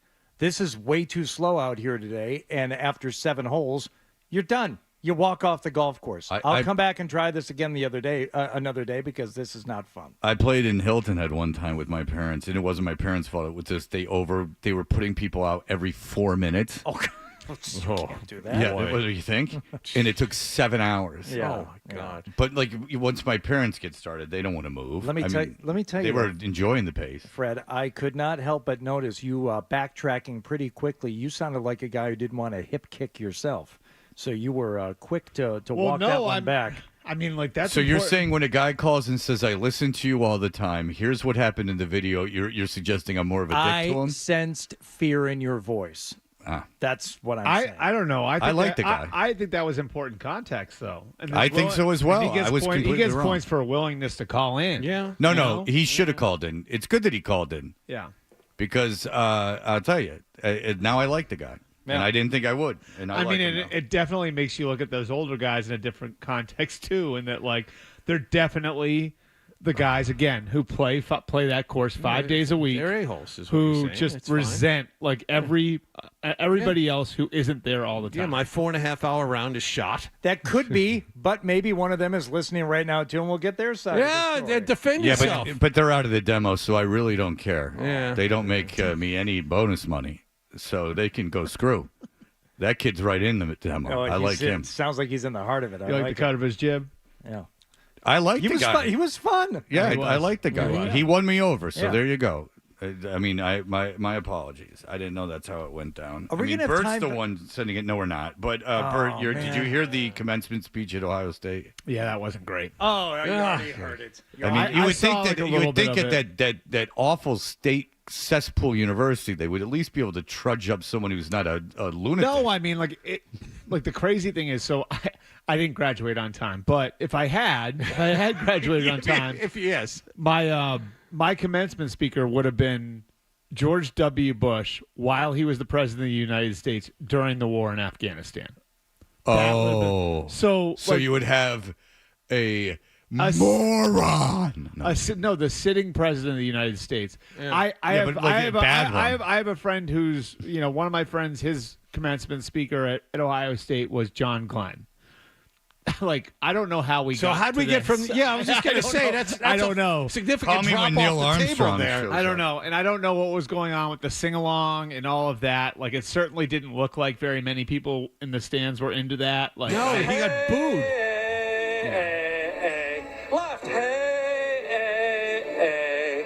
Bringing up Bitcoin was a winning move too. That was really good. The worst thing about it is when Hardy read the guy explaining it, and he was like, "Let's just say ayahuasca was involved." Yeah. Because again, go to 7-Eleven and buy blotter acid off the guy standing in front. You do not have to go to Bali. And everyone I know, and you know one person who might be doing this, is insufferable. My hairdresser lamented to me. I want to have a psychedelic experience. Fine, cool. Like, they give ketamine like drips at doctor's offices if you want to do it under the supervision of someone. But I want to have a psychedelic experience. Okay, let's then have one. Great. Like, maybe it does expand your mind and leads you to new dimensions. It's the greatest thing ever, maybe. Fine, nothing against you. Yeah, but to do it, I got to go where Gwyneth Paltrow went, and I got to go down to Bali and go to like a $10,000 a night retreat just to have some like white And the only reason I bring up white is because it's not like an indigenous guy that's from. It's always some like Rick Rubin looking dude like giving you the stuff. Like just if you want to, just go smoke DMT. Go ahead. There's also like used by the Navy SEALs. there's box also breath. like the element of like watching him speak. There was some of this during the Brady roast, I thought, where it's painful watching someone read someone else's jokes or someone who thinks they're being funny when they aren't being funny. Like there's nothing worse than that. And I get it every day. I was more of like, I would say my opinion of the Brady roast was a little bit more mixed than most people because of that. Because like the secondary embarrassment. Well, no, because you can tell. Who do you think did the worst? You can tell. Because the answer is obvious. Was it? Well, I mean, Moss. Moss was second worst. The answer is the answer is obvious. The worst. It was obvious. Come on, Bert. I didn't watch the last hour. Oh, okay. Did you see when two comics went up together? No. Okay, so you missed the worst one. Okay, Kreischer and Segura. Okay, I did not see that. Oh, did they bomb? And they're professional comics, and they did a PowerPoint presentation. And Kreischer was shaking, nervous. I thought some of them were okay, but like even Bill, Bill was fine, and he let his guard down a little bit. But I think the bar is so low. For him. We all knew that. We knew the bar was low. Just like him, just not being a total prick would have been fine. Gronk was like I thought Gronk I thought Gronk was fine. Gronk's funny because I thought even the context of Gronk was funny too, and that you heard what Bledsoe said about him afterwards, right? I just Bledsoe went on and on about it. Bledsoe needs to get over himself. Listen, dude, we got a break. But listen, Bert BREER, MMQB, thank you so much for the time, sir. We appreciate it. We would have had time for you to tell that had you arrived on time. Wow. All right. Something came up on the show yesterday, and we decided to go to an expert to discuss it. That's true. We'll have that for you in just a moment. You're listening to Toucher and Hardy on the Sports Hub.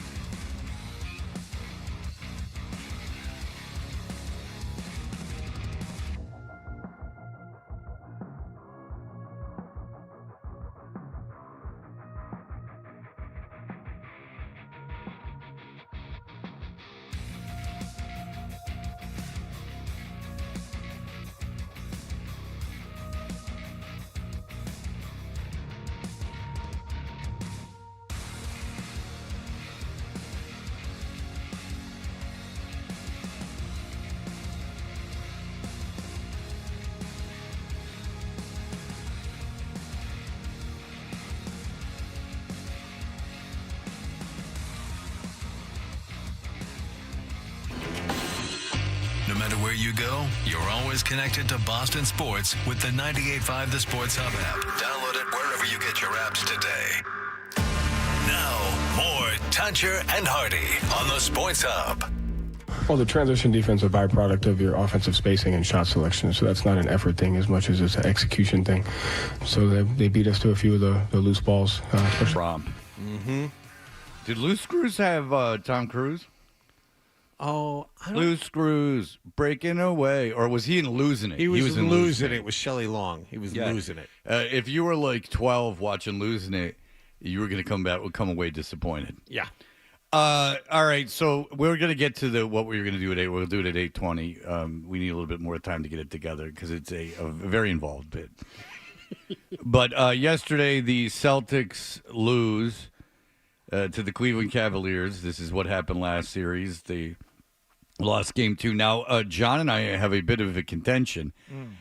Listen, Boston's going to win this series. There's no question about it. I don't doubt that in the least. I'm not at all concerned if I'm a Celtic fan. None of that concerns me. But I will say I think this game 2 loss is different just in its execution, not in its ultimate outcome of the series, but it's in its execution. Because what Miami did basically was like, we're just going to shoot a billion threes, and they made a lot of them. My situation here is with Cleveland is I think that Missoula was outcoached. The reason I think Missoula was outcoached is that Cleveland changed the way they were doing things. They were more three-point oriented in game 1. They came out, they were attacking the rim. Mobley was very effective in the first half. They were able to be in the lead it was tied at half. Yes. With Mitchell having, what did he have at Six the half? at halftime. 6 at the half. So despite Mitchell, really the only guy in their team that scored at all in game 1, not scoring in the first half, they were able to stay in that game. LeVert was attacking the rim. He had 21 points last night. I just think Missoula, again, couldn't change things up during the course of a game to combat what another coach had made. They took the pick and roll away after halftime. The Celtics got destroyed in the pick and roll in the first half. They took the pick and roll away. Unfortunately, when you do that, you leave guys like Darius Garland and Donovan Mitchell open to take threes, which they started making. And so now you're really stuck because you can't defend both. So that's where the Celtics had trouble. That coupled with the fact that they had an atrocious night shooting threes and they weren't playing much defense in transition led to the final score of what you have. I agree with you. I still think the Celtics win this one, maybe in 5, if not 6. But at the same time, last night wasn't necessarily about this series. Last night was about series that are still to come. Cleveland's good, but they're not the best team you're going to face. Well, they're best. They're. I don't know. I don't know about that now. With the injuries that, I mean, the Knicks are down 4 important players right now. I know that. And that doesn't count Brunson. But Tom Thibodeau is an excellent head coach. Yeah, but he also has run those guys into the ground. No, he's playing 7 guys and Brunson's hurt. Yeah, and he played 8 all season. Yeah, so. no, you'd have to think they're going to run out of gas. But you're supposed to win a championship with this team. Well, yeah, you're supposed to win a And that's the problem. Lapses like what you had last night are going to cost you dearly By the way, in the playoffs. Anthony Edwards is better than Jason Tatum. I'm saying that right now. Not according to the writers who voted for MVP. I didn't say he was better all season. I'm saying now he's established himself as the better player. John, go ahead. Yeah. I was curious about you guys' opinion on Jason Tatum next year and his contract expiring. I think we shouldn't re-sign him if he doesn't win the championship, but that's my thought. How about you? And then what are you going to do? So you don't re-sign Jason Tatum and you just punt the next 5 years of basketball? You sign him to the Supermax instantly. I mean, seriously, what if you don't sign him, what are you going to do? He's one of the 10 best players in the league. No, but beyond that, but just, John, what do you do if you don't? Oh, if you're dumb enough to let him go? John on the phone. I apologize. Okay, but you can't. But the problem is you can't just because you have money. Ask the Knicks. Just because you have money and picks and things doesn't mean you can necessarily get a star. They're not going to be able to get one in the draft unless they get incredibly lucky, and they're certainly not going to get another Tatum. I mean, if they had the first overall pick in the draft this year, they wouldn't get Tatum. I mean, this draft is atrocious. So, no, you're not getting rid of Tatum, but I don't think Tatum played well last night, and I do think that Tatum, if he doesn't win a championship, is not it shouldn't be considered by far a top 5 player. And I actually, if Tatum doesn't win a championship this year, I'm starting to think that there are players even younger than him that are on the come. Gilgeous-Alexander, like I said, Anthony Edwards. I think there's players I'd rather have than Jason Tatum. Kaboom. And to your little smart alecky point, Shane Gilgeous-Alexander finished second in the MVP voting. I know, but And your Stephen point A. was Smith- Edwards, not. Okay, we did this on Felger and Maz. I'm going to copy him just because it came out organically. Would you rather have Anthony Edwards or Jason Tatum? Not this year. Just you're building an organization. You could have either this year, and you will have them for the rest of their careers. Who would you rather have? It's close. It's really close for me. Yeah. Right now, based on the evidence I have in front of me, Tatum does a little more. Edwards is an electric player. But Edwards also is a great defensive player, which you're not giving him credit for, and also is the leader of that team. And he's 22? How old is he? Yeah, he's a lot younger. And that would swing it in Edwards' favor. You have 4 more years of him. Yeah. I have to say, at this point, and admitting to all of Jason Tatum's abilities and skills, and I don't want him gone, and I think they should re-sign him. Yes. I still have enough questions about his finish and about his performance in, specifically at this time of year and beyond, to where if you're going to make me choose between one or the other right now for the rest of their careers, yeah. I mean, the guy has got, 5 more years to work with in Edwards. But I also think Tatum will figure something out. It would be. Why? Curiously, what makes you think that he would figure? He's going to figure something out. That he's going to reach another level. A lot of it has to do with NBA history, and this is about the point where players really come into their prime. This is the sweet spot of players. You have to lose the point before you win. Yeah, and Tatum has done that. Now it's right in front he's of also him. at the age 7th year. I understand that, but I mean, look, he's not Michael Jordan. He'll never be Michael Jordan. Anthony Edwards. All of the great ones had to lose at this point before they win. Okay, let's relax on that, because and I'm not pulling the Maz thing here. Believe me, they win a championship. That's awesome. Maz was upset that they might make it too easy. I just said I'm not pulling a Maz. Okay. However, let's not compare the NBA East to what your Celtics in the 80s, the Pistons in the 80s, in Chicago in the 90s had to go through. I mean, that's when you really had to prove yourself. Now it's kind of like with the way free agency is and everything, things are like wide open.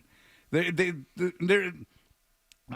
think that's an antiquated notion. I think there's a learning curve. There is a learning curve. That was my point. In year 7, though, is the learning curve's over. Like, how old do you want him to get? He's 26. You don't play until you're 45. I mean, he's 26. He's been in the league for 7 years. What's a long career? You tell me. You call the games. Okay. What's a long career in the NBA? A long career is between 10 and 15 years. Okay, he's in his 7th year. He's halfway through, yes. Yeah, so, halfway through. I mean, right. It's in front of him. This is it. This is the year. These next 2 are the big ones. Okay, yes. Yeah. I don't think you should make the judgment right this second. He's the best player on the best team this year. This year matters. There's no question. What he question. does this year matters. There's no question he's the best player, and there's no question they're the best team. It's so just that I'm not willing to say he can't do it right this second. No. You wait and see what happens this year and next year. I think they could win a championship, but I don't know really what that proves about necessarily that puts Tate in an elite company either. If he goes out and leads this team to a championship, is the best player in the Eastern Conference Finals in the NBA Finals? Let me ask you a question. Who, aside from last night, but if you took this playoffs as a whole, who would you say the best player in the Celtics has been? Derek White. I agree. Yes. Derek White. Yeah. So far, yes. And how many times did you watch the Bulls during like Jordan's reign and go, that Paxton? I just got through saying he's No, you not didn't. Jordan. He's never No, going to you be didn't. Jordan. You never said that. You see, I most that certainly you did thought say that. that. You didn't say it out loud. Okay. But Fred, How many times did you go, who's really good on this Pistons team is that Rick Mahorn? It was Isaiah Thomas that won those championships. Okay, but don't invoke Jordan in one breath after, a couple of moments ago you said, oh, you can't count that because they had to go through the gauntlet and play the Pistons, play the Celtics. No. I didn't say you can't count it, dude. He said that traditionally in the NBA. Go F yourself. 7 years it took Jordan. It took LeBron 9. Well, first of all, there's debate. And he had to join a super team to do it, damn it. There's debate about LeBron's legacy in terms of championships. There's no question about that. But he was saying in the history of the NBA, and I said that's not fair because you can't compare what's happening now in the NBA to what, and then I tried to relate it to him because he's old. Yeah, to those Celtics teams he so loved. There was a hierarchy you had to go through. The Celtics were the best team, the 76ers, then for a brief period, then the Celtics, then the Pistons, then the Bulls, and it worked like that. You worked your way up. That's not the case in the NBA right now, and even in the West. If Minnesota beats Denver, then they didn't have to. That happened right away. If OKC beats Dallas, that happened right away. Even if Dallas wins, it's not like that's like a team that's been together forever. All right, Nikola Jokic, who is the MVP of this league, how many times did he lose in the playoffs before he finally won one last year? He was the MVP of the league twice and didn't make the finals. Who else is on his team? Good point.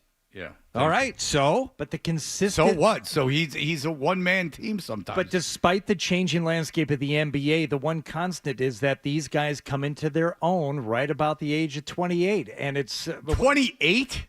Yes. Jokic just won. He was 28 years old when he won. When did he win his first MVP? How old was he? 26. Okay, good. I mean, you guys are acting like you have to be 28 to get into your prime. Yeah. Oh, that's nonsense. It's not. Absolute nonsense. Not when you get into the NBA when you're 18 or 19. Believe me. All right. Well, all evidence to the contrary. Okay, Shane Gilgeous-Alexander was second in MVP voting. He's younger than Tatum. Anthony Edwards, you both said you'd rather have him. He's younger than Tatum. Come on. Maybe a team to win a championship, but not a player to reach his prime. But we're kind of equating the two right now. In order for Tatum to be considered fully ascended, he needs to win a championship. So your point, the overriding point of all of this is that Tatum should have won one by now. No, my overriding point is that the caller called in. He said he didn't like the way Tatum was playing, and I said I agree. He hasn't been the best player in the playoffs so far, and I question his ranking in terms of his stature in the NBA right now. I think he's overrated. I don't think he's a bad player. I don't think has an inability to win a championship. I just don't think he's in the same conversation with a lot of other players in the NBA. I don't think he's a top 5 player in the NBA. Well, he's not. He's not. The MVP voting tells you he's not. All right, John, the MVP voting this. Yes, MVP voting right. that. Specific. How else do we judge this? Is it all right? right Well, Kevin MVP Durant got or an not? MVP vote, so it's all Finished very behind scientific. Tatum. Yes, and he got an MVP vote. You think Kevin Durant should have got an MVP vote? No, I don't think he should have gotten an MVP. He got his coach vote fired. Yeah, well, that's All right. 6 in 6 years. We for have him. gay stuff to get to, and that means that you get to pipe down and let the comedians work. Go get him. Thank you. All right, we'll be back. Something came up on the show yesterday that we can finally bring in an expert to address.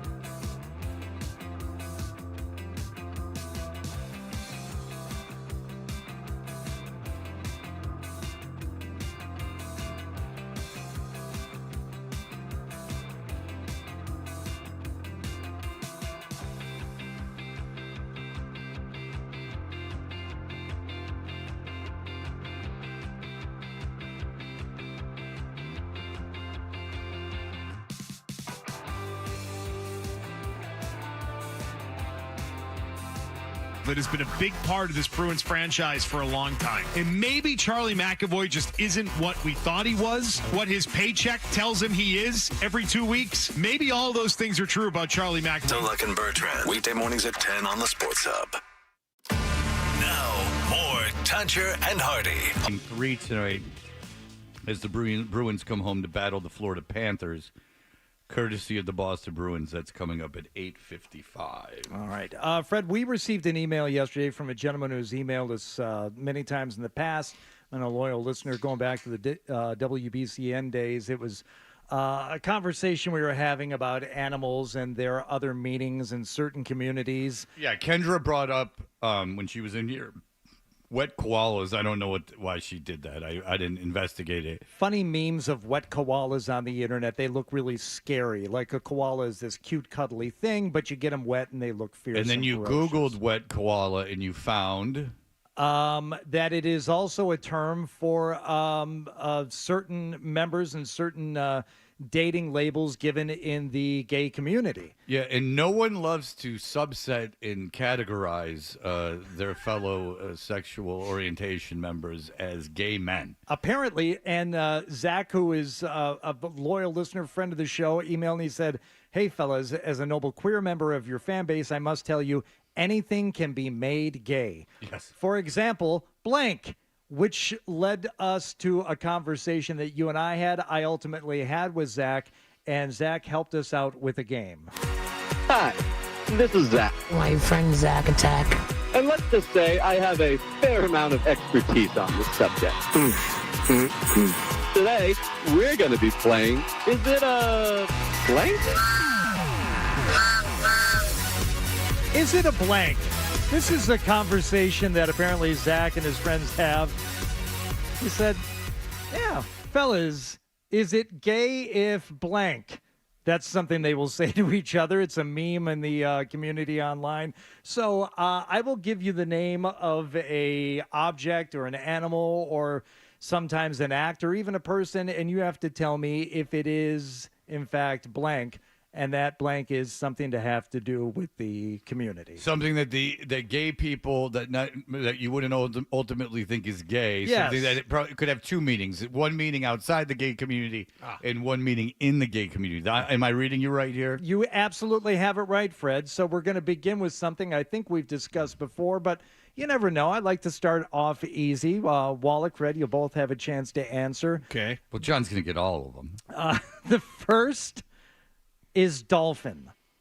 Okay, it's over. What do you mean gay. It's over? Let's give Wallach a chance to answer. That's gay. Should I also tell you why, what I think it is? Well, let's find out if you're right. Yeah. Okay. Yeah. All right. Thank you for stopping me. I enjoyed that. A dolphin is as smooth as can be and maybe into water sports. Let's find out. A dolphin is a slender, athletic, hairless bear.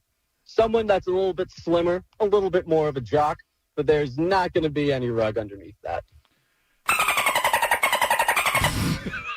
Jesus. Oh, boy.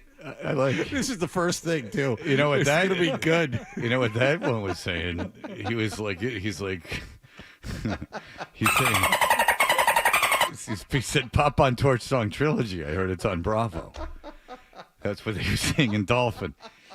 Now, okay, I'm not going to make this go forever and make it about me, but please do. How could you be like, wouldn't that be the antithesis of a bear? He's like, it's like a bear, except without hair and thin.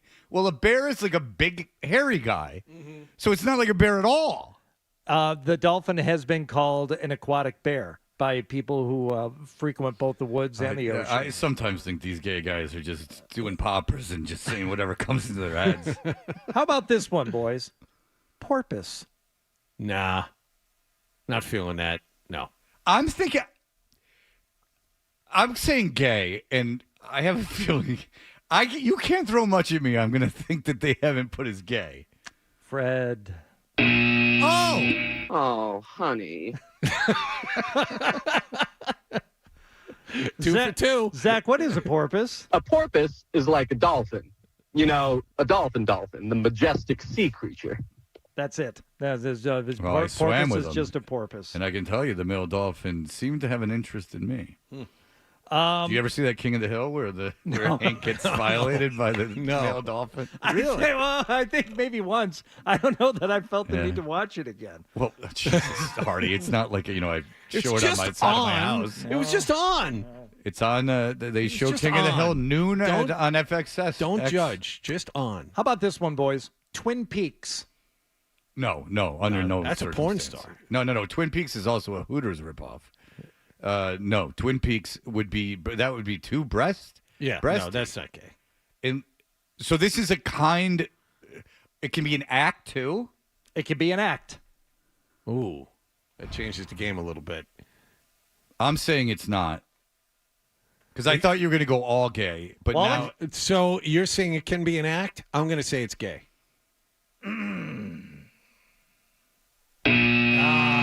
Oh, honey. No, Twin Peaks, Zach. Twin Peaks is my absolute favorite show. I love my surrealism. I love my nonlinear narratives. I love feeling rather weird watching something. There you go. You're sure he's gay? No, I'm not. But Zach and I spoke for a long time last night. He has been listening to this and WBCN going way back. Well, I like him already. I like him a lot. All right. How about this one? This one I think you know the answer to. Bobby Orr. Well, I don't think that he knew Bobby Orr until we explored Bobby Orr. Yeah, we talked to like a gay guy, and he was referring to a position known as the Bobby Orr. Okay. Yes. Zach? The Bobby Orr is the most complicated position there is. It requires accurate precision. And let's just say you can't slip and fall. I'm going to guess that the Bobby Orr does not exist. Oh. Because it would be, A, not complicated at all, because you would just be on your stomach with your arms and legs akimbo, which I would think would be pretty easy. And second of all, the only way to truly do it, we're talking about the 1972 Bobby Orr game-winning goal, obviously, that is a statue out in front of the Garden. It would have to be some sort of Mission Impossible type situation where they had you on wires. Now, I don't doubt no one's done it. Now, that I don't doubt, because you go into one of these storage lockers, and these seemingly married heterosexual men will have real playgrounds. But I don't doubt it's happened. But I'm going to guess the Bobby Orr very uncommon in the gay community, and I think was a surprise to him, if I'm not mistaken. I believe it was. How about this one, Wallach? Squish. Is it a blank, Wallach? Squish. It's too easy. I'm going to say no. Fred? Well, I imagine that noise comes up a lot. But maybe it's too on the nose. It's a title. Hey, see? I think he's reeling us in here. I say no. And I don't know if he'd be able to describe it if it is. Fred's saying no. Oh, you bad bear, you. No, squish is actually a thing, Zach. A squish is kind of like a crush, but it's not sure if your feelings are romantic or aromantic. It's kind of on the lines of figuring out, are you or are you not? So it's I don't get it. Okay, what? So wait, what? I don't know. know. A crush. Okay. Yes. A crush, not like I physically am crushing you. No, nothing like that. Nothing like that. Because you have to remember, I have been to Provincetown during Bear Week, and there were quite a lot of things, and crushing, I'm sure, was one of them. Okay, so a squish is just another way of saying that you, have a crush on someone. Okay. How about this one, Wallach? Squash. Squish is a thing. Is squash? Is it? No. Yes, squash. And I'll tell you what it is. It's a twink and a bear. Credit to John Wallach on this one. Ha, Birdman. That was in case I got one right? Yeah, there's squash, not a thing. Zach, what is squash? Squash? Oh, well, that's easily my favorite sport. Me and the boys play every weekend. No, you don't. Now you're just making up. Now you're just making up stories. Couple more here. Wolf. We know about bears. Yes. We know about dogs. Yes, sure it is. And they're promiscuous. They're promiscuous and on the hunt. Let's find out. A wolf is another kind of bear. Let's just say they like to be the alpha and very dominant. But could that be a power bottom situation? I don't know. Yeah. Is it more about who's moving the most or what's happening, if you know what I'm saying? Yeah. By the way, to be real, told me today is the 51st anniversary of the Bobby Orr goal. Get Bobby in here. Oh. I know him. Clear to but not out. Bobby Orr. Behind the net to Sanderson. Orr! Bobby Orr! Scores for the Boston Bruins! Have won the Stanley Cup! About 10 years ago, when he had his book out, I traveled with him a little bit, and I would have loved to have I told him that this is happening. Finally, boys. Last yeah, one. boy. Eagle. That's great. We know about bears. We know about dolphins. We know about wolves. Say the name. Eagle. I'll say yes, just because I want it to be. No, it's not going to be. It's going to be a joke at your expense. Wallach. Ha, Birdman. Yeah. There's Fred. Oh, honey. Zach, tell us what an eagle is. An eagle is a symbol used to indicate a bar that is safe for gay people to go to. Prime examples are in Boston and in Providence, where you can find me. Okay, that's not an eagle. That sounds Not an eagle at all. Sounds No. like some You know what? Tweety Lesser bird. Yeah. Now you got me sad because I don't think that should even be necessary. I think gays should be safe anywhere. Yeah. I want to thank Zach so much for helping us with this. Zach, you were fantastic. Yes. And if Fred, as far as you're concerned, I don't know if you did very well in this game.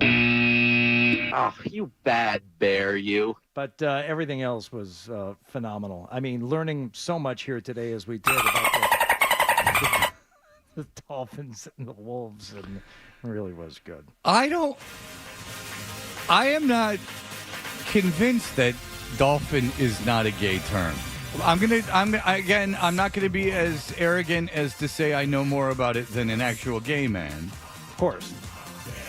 But is he positive that in the history of gay relations, John, call your the people you know what play. Well, he knew about Squish. Oh, that's we don't need to do that. But he knew about everything else. So who are you to question him? No, I'm no one to question him. I just told you that. I bow at his feet or kneel at his waist. Yeah. All right. All right. Very good. Thank you, Zach. Cedric Maxwell is going to join us at 9 o'clock. The Bruins play tonight. We can talk a little bit about expectations leading into this game. We shall return. Here are the headlines. Sports Hub headlines. Donovan Mitchell scored 16 points in the third quarter, 29 in all, and Cleveland ran the Celtics out of TD Garden last night, 118-94. This best of seven now even at a game apiece. Game 3 on tap in Cleveland tomorrow night. Former Celtic Glenn Big Baby Davis sentenced to 40 months in prison yesterday. He was convicted last winter on charges of attempting to defraud the NBA's healthcare plan. The Bruins got their needed split in Florida. They got blown out in Game 2. Game 3 tonight of that best of seven at TD Garden. Judd Surratt and Bob Beers have the pregame at 6:30 and the face-off at 7 here on 98.5 The Sports Hub. And the Red Sox had last night off. They're back home to play the Washington Nationals tonight. Sports Hub headlines are driven by Polestar Boston. They're teaming up with Boston goalie Linus Ullmark to save you from boring electric vehicles. See the Polestar 2 at Polestar Boston in Alston today. Tell them Linus sent you. I'm John Wallach at Boston's Home for Sports, 98.5 The Sports Hub. Your next update at 9 o'clock. If you've got the app, you've got...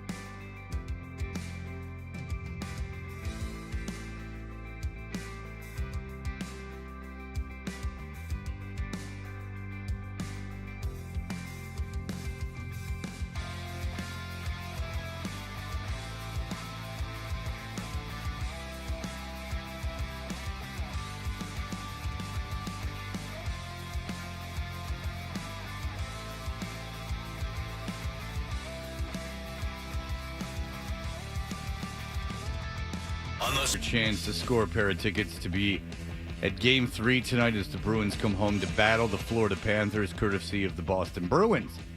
Get down to TD Garden tonight for the 2024 playoffs presented by Rapid 7. Select tickets are still available to purchase. Visit bostonbruins.com/playoffs to lock in your seat now. Want to go to Game 4? Head down to Felger and Maz, their live broadcast at Hurricanes today between 4:30 and 6:30. It's Whip 'em Out Wednesdays. At Hurricanes, Felger and Maz's famous Whip It Out Wednesdays, they've moved it to Friday. Fun Bag Friday on Felger and Maz to enter for a chance. Put them on to the win. glass. Put them on the glass. So there you go. The notorious shock jocks, Felger and Maz. I think they would handle a bit like that really well. Can you imagine the two of them with like naked girls in studio? Oh, that would be so funny. Like, it wouldn't be funny on any other radio show because it would just be like, wow, I remember this. Like from every show, mine included when I was in Atlanta. But probably on BCN too. I mean, everyone did. Why wouldn't you have? If you're a young man and like there's an excuse to have like strippers in, had lost his job and he was looking for a job. And he was auditioning in a lot of places to be a producer. And he came up and did a night show in Boston. And the bit, he did a week on the show. He did not take, he was offered the job, did not take the job. One of the bits they did is they had a male intern get a sexual act done to him by a female intern. That was the bit. Thank you for saying at the beginning you didn't want us to pontificate on it. I think you just put that out there. Well, he was on a classical station in Boston. I mean, it's not too. I mean, the field's not too big. I just don't want to say. And years later, they would do a bunch of layoffs after building a beautiful new building. I know what station you're talking about. Even with all that funding coming in, they weren't able to keep things afloat.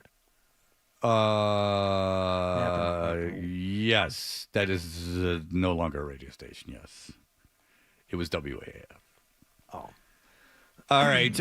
So the Bruins. I mean, but can you? It was an NPR joke, but okay, very good. Yeah. I thought because AAF wasn't a station anymore. Yeah, but the guy was like, I can't believe this. He's like, what is this bit you're doing? Like, this is. You're gonna get in so much trouble. like, what's the deal? And the guy's like, well, he's never gotten any before. And it's like, well, yeah, there's that, and then there's also like, this is a intern, a female intern. No. And he swears it happened. So, and now he's on Christian radio, not the guy who he was auditioning for, but the guy who did and I like him. I'm still friends with him. So I don't think he's lying. Okay. All right. So anyway, so tonight we'll give away those tickets before we go to break. Again, just to recap, a lot of talk yesterday about the Pastrnak-Tkachuk fight. It's the most interesting thing that happened during that game. By the way, the amount that the Bruins lost by is of no concern to me at all. It's historical context in playoff Bruins history. No, do you think the amount that Florida lost by in Game 1 mattered? No, yeah, it doesn't matter at they all. haven't lost it by 5 goals. They've only done that a couple more times. Like, who cares? Like, once you're down, once they were down 3 goals, the game was over. It devolved into nonsense. And so another storyline that came up, and I'm not saying I'm necessarily right, but I truly believe this, is that they kicked Maroon out for no reason, and Maroon should have been on the ice. But there was this narrative, Maroon or Forbert, they should have been the guy. I heard callers all day saying this. They should have been the guys that fought Tkachuk. Now, I truly believe that the whole point of that being a positive for the Bruins was that it was Pastrnak that did that. And you heard commentators, national commentators, ex-players talk about the value of it. And it's not just lip service. That your star player who's not a fighter going out, the comments he made after the game that he wasn't afraid of Tkachuk. I don't think he was at all afraid of Tkachuk. Again, I think Montgomery letting him go out, I think was great. I think Montgomery if Montgomery, in fact, I'll go so far as to say if Montgomery would have told him not to, I think it would have hurt the team. I think it would have hurt him with the team. I think by Montgomery letting Pasternak go out there, because if you don't know, Tkachuk and Pasternak are going at it. Tkachuk and Pasternak are going at it on the bench. Tkachuk goes on the ice. You can see a conversation between Montgomery and Pasternak. And then after the game, they denied it, but you're not allowed to admit it. Right. So I think that Pasternak fought makes all the difference in the world heading into Game 3. If it had just been one of the I don't know, what are you going to call them, sandpaper guys sticking up for their best player, then it would have been, that's what's supposed to happen. Pasternak's not going to get involved. But this adds extra juice to that locker room that Brad Marchand, his captain, can't bring. This is very important. If you have your best player who doesn't fight at the end of a losing cause game. Pasternak had no reason to go out there. Game was done. They were going to lose and lose by a lot. Tkachuk was laughing at these guys after it was 5-1. Now, and even though Pasternak lost that fight. Even though he lost it. Just real quick, I agree with you, because I just want to say this. The idea that who wins and loses the fight, that's completely immaterial. It's the fact that he accepted the invitation from a guy who was far better at it than he was, and literally risked his body. Pasternak, breaks his hand on Tkachuk's helmet. Things are different, but it wasn't. He got through it. He's fine. He stood up for his team. He accepted the invitation. That says a lot, not only to fans, but to everyone else on his team heading into a game like this. I think it's very important in the locker room. Yes. I think you're seeing and hearing from a lot of different people who like the way it went down, who think it's overall a good thing. Have you heard what Mike Rupp has had to say about this? No. All right, let's listen to this. I think I think you'll agree with a lot of this. Can we talk about David Pasternak for a minute? Because I'm sitting here thinking to myself, looking at this series, Game 1, awesome. Give it to Boston. They deserved it. They earned it. But you knew Florida was going to come back. They were the favorites in this series. If that game ends 6-1 with no pushback, if that game ends 6-1 and it's just like, okay, we'll just, collect ourselves and be ready for Game 3, I'm concerned for Boston. These guys push back. And David Pasternak, the way he goes out there, squares off, comes off the bench and fights. Are you kidding me? In his post-game comments, I'm not afraid of Matthew Tkachuk. I could take a punch. I'll do anything for these guys. Goosebumps. It lifts you up, man. All of a sudden now I'm like, look out for this Bruins team. They're not dead. They're not down. I know it's 1-1, but they're going to come back in a big way, all because David Pasternak said, I'm in this with you guys. I'll do anything, whatever it takes. I'm going to get uncomfortable for you guys. We have to get uncomfortable. Let's go. I mean, whew. Can you imagine if some of the other superstars in the league did that stuff at the right time? You can move mountains with that, guys, I'm telling you. Well, yeah, and he played the game, but that's what my feelings were the day after the game, is that if you're in that Bruins locker room, there's like no excuse now. You're not getting pushed around. Pasternak fought a guy tougher than him in how public it was, right? The way that they both came off the bench, dropped the gloves immediately. Yep. Like, it wasn't like some where he turtled and then it just was over before it started. Like, they came out, it was dramatic. All that he put his ego on the line. He put his, like you said, his hands on the line. Like, Tkachuk Tkachuk was dirty and hit him when he was down. That's even. You know what? Ultimately, that's even better, because the fact that you saw Tkachuk do that adds even more juice to this. Look, if you put the lineups next to each other, who's the more talented team? Who's the deeper team between the two of them? Florida. Exactly. And you just got pasted. You lost big, and you caught Florida by surprise in Game 1. You had more energy than they did, but now Florida has their legs under them. You're going to need this for this game and beyond. I think that this is good on multiple levels for the Bruins. Yeah, and I think that, I think Tkachuk was surprised that Pasternak was going to fight him. I'm sure at the moment he was happy, but I think looking back now, I just think it benefits Boston way, way, way more than it benefits Maybe Florida. It'll wake McAvoy up. That would be helpful. McAvoy played like crap, but I think you guys might be right. I think that there might be something wrong with him. Yeah, that's what really worries me. If they're gonna beat Florida, McAvoy has to be at his best, and he hasn't been. And the only excuse I can think of for that is he's not nearly 100% health-wise. All right, so we'll be back. Cedric Maxwell will be joining us, but let me tell you right now, caller number 10, right now to the Sports Hub contest line, 617-931-0985 will score a pair of tickets to be at Game 3 tonight as the Bruins come home to battle the Florida Panthers, courtesy of the Boston Bruins. Get down to TD Garden tonight for the 2024 playoffs presented by Rapid 7. Select tickets are still available to purchase. Visit bostonbruins.com/playoffs to lock in your seat now. You want to go to Game 4? Head down to the Felger and Maz live broadcast at Hurricanes today between 4:30 and 6:30 for belly shots and a chance to win. That's all happening. We will have Cedric Maxwell in just a moment. Tuncher and Hardy, 98.5.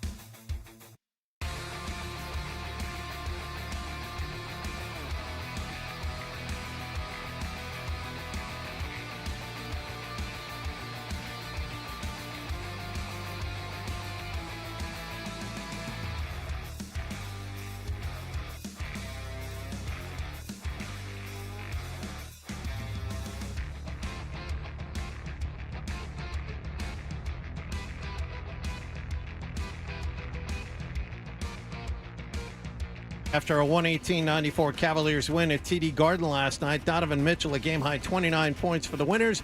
Jason Tatum 25 for the Celtics. Game 3 tomorrow night at Rocket Mortgage Fieldhouse. As for the Bruins, they're back home to play the Florida Panthers tonight in Game 3 of their second-round playoff series, even in a game apiece. Judd Surratt and Bob Beers have the pregame at 6:30 and the face-off at 7 right here on 98.5 The Sports Hub. Also, Red Sox had last night off. They play the Washington Nationals at Fenway Park this evening. Tanner Houck will get the start. Sports Hub headlines are brought to you by 128 Plumbing, Heating, Cooling, and Electric, the company that finishes every job strong. If your home or business has a plumbing, HVAC, electrical, or drain issue that can't wait, you need to call 128 now at 888-CALL-128. I'm John Wallach of Boston's Home for Sports, 98.5 The Sports Hub. Your next update at 9:30. We're back with Toucher and Hardy on 98.5 The Sports Hub. Our live broadcast and then smash that subscribe button for some reason. Cedric Maxwell. Well, damn, could you be any more positive this morning? It's just like it's Friday. Thank goodness. I'm What's so up? tired, Cedric. I was at the game last night. Like you sound totally exhausted. Plus, And I just shut up. So it's you sound like kind of like the Celtics were last night. Just out of it. Well, listen, you did a great segue, but I still got to give your sponsor. But we'll get back to that. He's a color analyst. Go ahead. Okay. Go ahead. You go ahead. Okay, on the 98.5 The Sports Hub Celtics. I'm just reading what's in front of me, man. Factually on the accurate. 98.5 The Sports Hub Celtics Radio Network. Max is brought to you by Amica Insurance. Boston Celtics playoff coverage is presented by Amica Insurance. As the Celtics chase banner 18, visit Amica.com today to learn more about Amica's award-winning customer service. Max joins us on the Volkswagen Dealers Expert Hotline. Hey, thanks, Max. We appreciate it. Well, thank you. I appreciate. Thank you for having me on this morning. All right. So, as you mentioned, it was a big loss last night in terms of score. What was different from game one? Was it a game planning situation from Cleveland? Was it the Celtics missing shots? What do you think, as you analyze it, what do you think happened? I think it was a combination of things. One, I said the Celtics missed a bunch of shots, easy shots they made. Derek White's been the hottest guy on the planet here lately. Could not make a shot, couldn't buy shots last night. Jason Tatum has to come out of the phone booth. The Celtics just really, there were a lot of, and if you look at it, how many times have you been in the playoffs where you see the best three players on the floor have been with the other team? It's been Tatum, Brown, someplace in there. But if you look at last night's game, it happened to be Donovan Mitchell played Rockets. Now, somebody here had 28, 15, and whatever in a game and kind of help things along. But those same guys have to step up.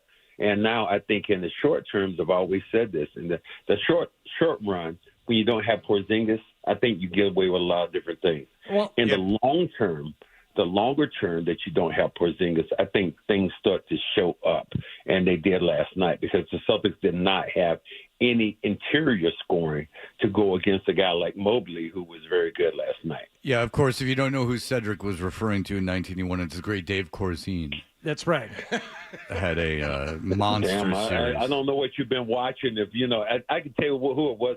It wasn't Brian Scalabrine. I can tell you that. No, it was a man by the name of our very own Cedric Maxwell, MVP of that very. Max, short of somebody showing up with a heroic Herculean effort like that, I mean, I think we all believe it would be better if Tatum was playing better, more consistently. It's just it's a question, I think, sometimes not only of the consistency, but of the finish and sometimes the attitude. I wonder sometimes if he's a little too okay with. Obviously, you're not going to win every game, but wouldn't you rather the mentality be, oh, no, I'm pissed we lost that one. Even that one, I'd prefer him to be a little more pissed off sometimes. Yeah. I would. You know what I took out of it, and at one of the last plays before he came out, he whacked Karis LeVert in the head as he went by him. And then he said, I didn't do it. I wish he had said, yeah, I did it, and I'm going to do it again if you come to the hole and try to embarrass me. I would have rather for him to take that. And I walked over to the officials before the game. I'll let you guys in on something.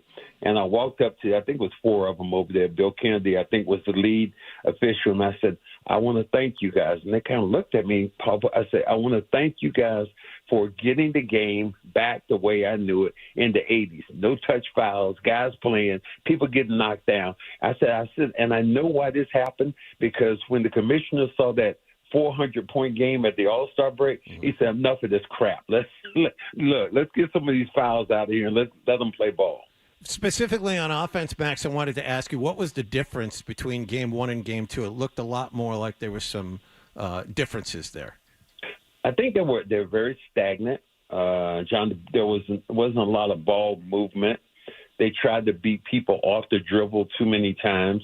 I think if you watched from Game 1 to Game 2, and part of it is Derek White bailed. Look, let's make it really truthful here. Derek White bailed the Celtics out in Game 1, the way he shot the lights out of the basketball.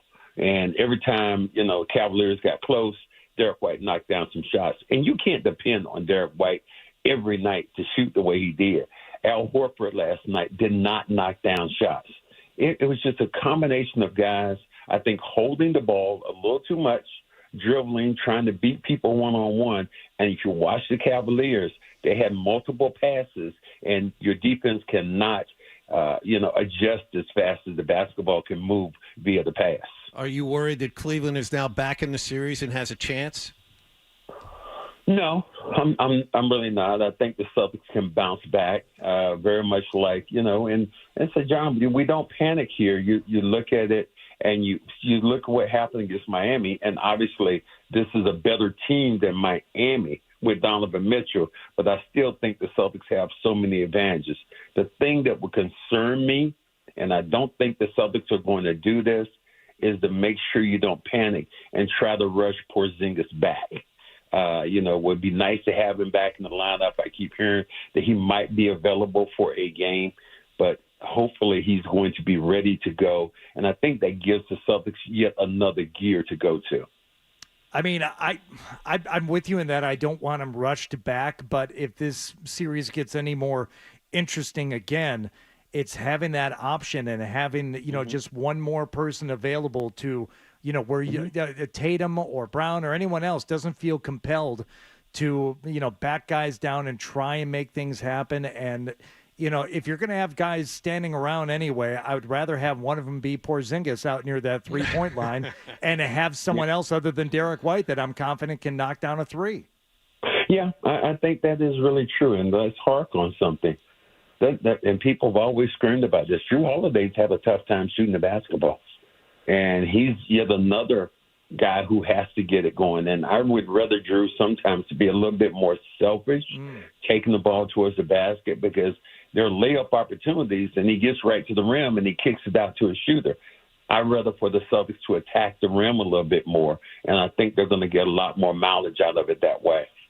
It seems like they kind of get caught off guard when, like, Pritchard does it, and I think that you might catch them a little off guard if Drew is one of the guys doing it. Try it out. See how they react. See if it's, you catch them just on, flat-footed a little bit when something like that happens, because, like you said, it would be different, and I don't know that they'd be expecting it. You could not have said that better, because the biggest roar last night in last night's game probably was when Pritchard got the offensive rebound several times and laid it back in.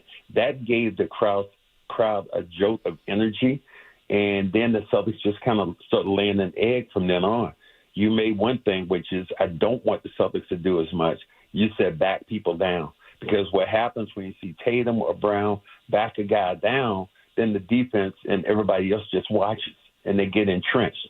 Better ball movement is going to help this team in the long run, swinging it around, getting guys, cutting towards the rim. You're going to get easier shot opportunities. All right, Cedric, as you look around, there's interesting stuff going on in the West. And I mean, the Knicks Indiana series is interesting in its officiating and injuries. But when you see young teams like Oklahoma City and Minnesota and how they're doing in the playoffs, Is their time now, in your opinion, or are they do they need to mature a little bit? No, these teams are legit. If you look at how they play, I think that, I was a little surprised. I think Dallas won last night. Yeah. I think they did. That surprised me with OKC. But Minnesota, man, they've gone to another level. And you're talking about guys shooting the basketball, being efficient. Anthony Edwards has everybody's starting to crown them as Michael Jordan. And I think it's the flavor of the day. But they did. They played, Denver extremely well. But I think Denver was right for the picking this year. If the Lakers had been a better team, they would advance because Denver does not have any bench. Last year when they had Jeff Green and Bruce Brown, they were a much better team with guys coming off the bench more well-rounded. This year they're not, and you really can show all their deficiencies are starting to be shown, especially when you start throwing, ice packs and towels on the floor. Is there anything that you can do to maybe get John to call one of these playoff games? Ooh. Get me to do what? What was that? Okay, so here's the deal. John does not want to be doing this show. He wants to be calling Celtics games. Is there any strings you could pull? Is there anything you can do? Let me see if I can call Mary or Rick to see what they could do. Matter of fact, yesterday, your name was invoked yet again because I did an interview down in Charlotte, North Carolina, and your boxing partner down there is ready for the ass kicking he wants to give you. I'm trying to set this thing up. If Mike Tyson can fight some stiff, why can't you? All right, so did he? Are you being facetious, or did that guy mention me again? No, we did. Yeah, absolutely. Oh my we were talking on the air yesterday because he called because the Celtics have, Charles Lee has now gone to Charlotte as the head coach, and so he called me to talk about that. But your name was also mentioned. Oh, sweet. That's good. So now 5 people know my name in Charlotte. Maybe 6. Yeah. Now, let's be honest. This is not a successful I want to individual. know, Max, did you kind of stoke it or did Cal bring it up first?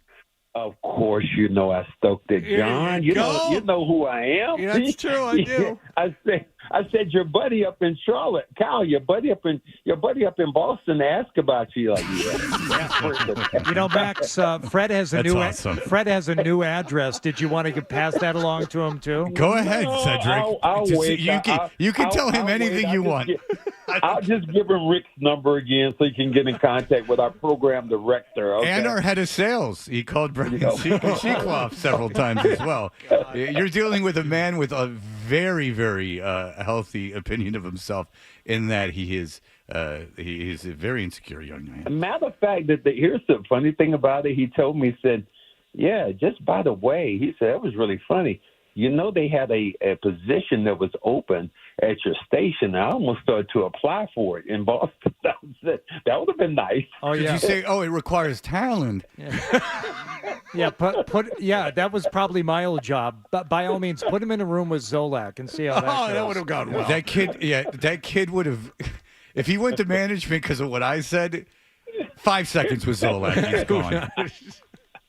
Yeah. You know what we want is we want the garbage kid on the 2-hour show in Charlotte. All right, listen. You brought him up. Wow. All right, so I don't care about the guy. I know nothing about him. In fact, I can never remember his name, but now I do. Kyle Bailey. All right, Cedric Maxwell, I love it. Please keep bringing my name up. I think it's hysterical. Cedric, awesome job as always. I will see what I can do, gentlemen. It's a pleasure. And Celtic fans, don't worry. I think this is going to be fine. This is a good thing for the Celtics to give them a wake-up call. To show them, you're not going to walk through this thing. You're going to have to kick ass and take names, and that's how it's going to have to go if you're going to get forward. And look at it this way. If you happen to play, and I'm not crowning them, if you happen to play the Knicks, how obnoxious and how crazy is it going to be if Knicks fans come into the Garden? Oh, no, the league's got to want. League's got to want that. It's unfortunate how many injuries the Knicks have right now, but that would be phenomenal. The Knicks fans took over Philadelphia, so you wouldn't think that would happen in Boston, but you never know. But it will be interesting. That's the ideal. You don't want to play Indiana. That's boring. No. All right. No, I agree totally. I mean, I would love the fact that Knicks and the Celtics end up playing together. I think the ratings and the hatred and all the stuff that goes along between the two cities would really come and spill out, and it would be really crazy. And it could happen in hockey, too. So if you had both, that would be unbelievable. Yeah. But especially Knicks Celtics would be the best. That would be great. I think as long as you had the riot police out there at some point ready in Boston, I think that's what you might need. Yeah, well, judging by the fans I saw at the 76ers games, I think you might be okay. I think 2 cops maybe take care of it. These were more like Instagram tough guys. All right, listen, Cedric Maxwell, you're the best. We love it. Thank you so much for coming on. Thanks, man. Have a good one, my friends. All right, later. Right, take it easy. There you go, the great Cedric Maxwell. I love how he brings my name up to that guy. That's so funny. Because I'm like, there's no way that guy brought me up. Like, there's no way. Like, even he doesn't remember who I am. Hey, before we get going, your old buddy Fred Toucher was asking about you. Remember that guy 5 years? Yeah, I know that. Isn't that funny? And you know the Kyle Bailey's like, Jesus Christ, Max.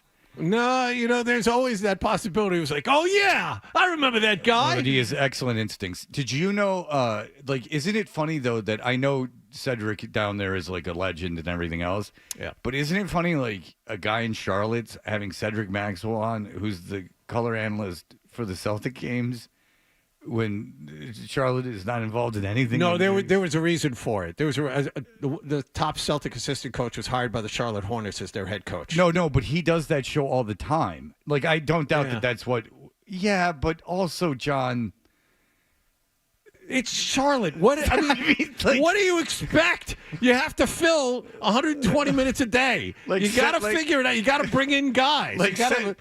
Cedric, you can count on. Cedric, what do you think about the assistant coach? They have such a good relationship. That's correct. I'm sure they're best of friends. Yes. Okay. Cedric, what is your take on the assistant coach? Well, he's on the plane. All right, very good. Cedric watches the games. He's not in the locker room. All right, very good. And I know he's a legend down there. I know why he goes on, but that's the deal. All right, we'll be back. We will do our email segment. We didn't do it yesterday, and there was a panic, not from a lot of people, but like 3 people. They said on YouTube they were speculating that there was internal conflict. Okay. That would be the only reason that we would have replayed Steve Levy. What? I don't know, dude. It just seemed like that was a pretty cool ending of that game, and Steve Levy. Levy was great. Yeah, and also it was a cool ending of that game. So listen, we're not going to replay a lot of stuff on this show. I did it too much before, and that's not the point. But that was just the thing at the end of the show that we did. We'll get back to the usual schedule coming right up. All right. Stay tuned.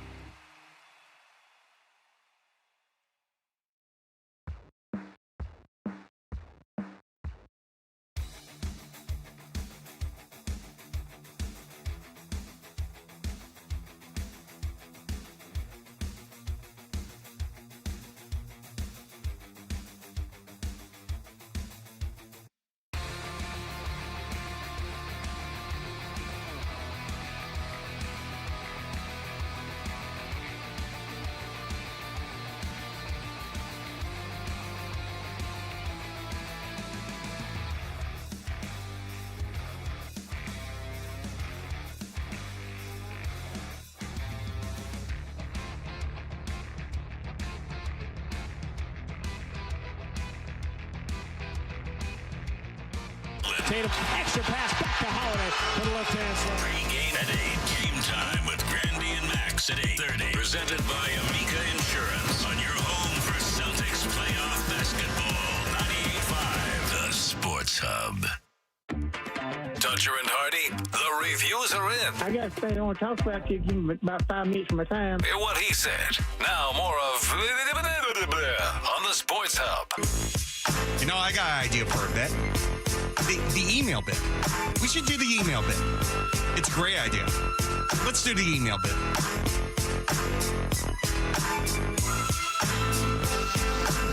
Hey, everybody. We are Toucher and Hardy, and we're back for the 13th annual Hoosier Caddy Classic, benefiting the Pediatric Advanced Care Team at Boston Children's Hospital. We're teeing off early, not literally, but in using golf parlance. I'm playing with my 82-year-old father today. What time are you guys going off? 3:20. Oh. And you doing 9 or 18? That was still very much up in the air last we checked. Let's be. Come on. Okay. But I got to get one of them flags, and I'm being serious. Like it's I got to get one of those flags to put on it so we can drive a little closer. Because it's unfair to him to have him walk all that way. What if they say, sorry, course is wet, cart path only today, guys? Well, we won't be playing golf. All right. And that would be heartbreaking. But he brought his clubs from Tennessee, so for what? For 9 holes? Brought the clubs? Yeah, but he wants to. It's with his boy. Imagine if I was your son, you'd savor every moment that you could spend together. I would, but I would savor it using rentals. I would not haul my clubs up to play 9 holes. Clubs at a country club. Of course, you don't have a spare set of clubs that the old man can use. No. I'm too tired to think of something stupid. No, I don't. So listen, you can get online now. And you can bid to play with Hardy and I. You don't have to bid anything to have him watch you on YouTube. He's doing that now. I just I'm clicked kidding. back. I'm busting your balls. No, I clicked back over to actually set something up for the email here, and that was on the screen in front of me. All right, very Go ahead, good. keep going. We're $1,600 right now. Felger and Maz are at $1,550. There you go. Oh, if they get more than us, it's really going to be a testament to our failure. Yes. Even if it means the charity getting less, I mean, it's far more important. Just stop bidding on Felger and Maz. You can play with Felger and Maz. You can get an autograph Rob Gronkowski football, regular foursomes, 2 men, 2 women, for the tournament on June 10th at Brook Meadow Country Club. Will go on sale Tuesday, May 14th at 10 a.m. That's next Tuesday, I'd imagine. Thank you to Long Drink, FootJoy, PXG, the Seaport Hotel, the Bruins Foundation, and Bose. All right. I think Wallach has an email to lead us off. Did you know, Fred, that the same city has never had both the NBA champion and the Stanley Cup champion in the same year? And we have 4 chances at it this year. The city of Boston, the city of Dallas, the city of Denver, and the city of New York all have teams left in both tournaments, NBA and NHL. And I get emailed these odds from Bet Online. And so odds have been posted. You can bet on both teams winning a championship. Okay. Boston is the overwhelming favorite, with the Celtics and Bruins winning the championship at 18-1. Yeah, because you would think Denver going into this was because of Colorado, the Avalanche, and then the reigning champions in basketball. Mm-hmm. But I imagine being down 2-0 going into Minnesota would be a detriment. As to your of this morning, they are 75-1 now. The second favorite, Knicks and Rangers, 66-1. Yeah, that's just not going to happen. And then you have the Mavericks and Dallas Stars at 120-1. Isn't that funny? Because that must just be Knicks fans. Because I think that Dallas is far more likely to have. I mean, the Stars are good. That series is 1-1, right?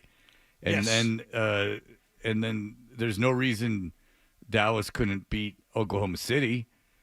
And who's to say they couldn't beat Minnesota? I like Dallas's chances. How about that? Now, the odds change a little bit when you bet on just both teams making the finals. Oh. You see.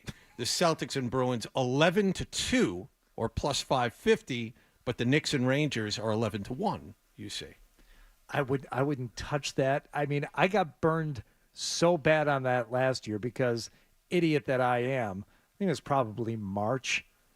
And I had just signed up for my first, mobile betting account. And they're like, look at this. I'm going to use all my bonus dollars on a sure thing for either the Celtics or the Bruins to win it all. Well, they're probably both going to win it all. I mean, certainly the Bruins are going to win the Stanley Cup. Right. And I like the Celtics' chances this year, too.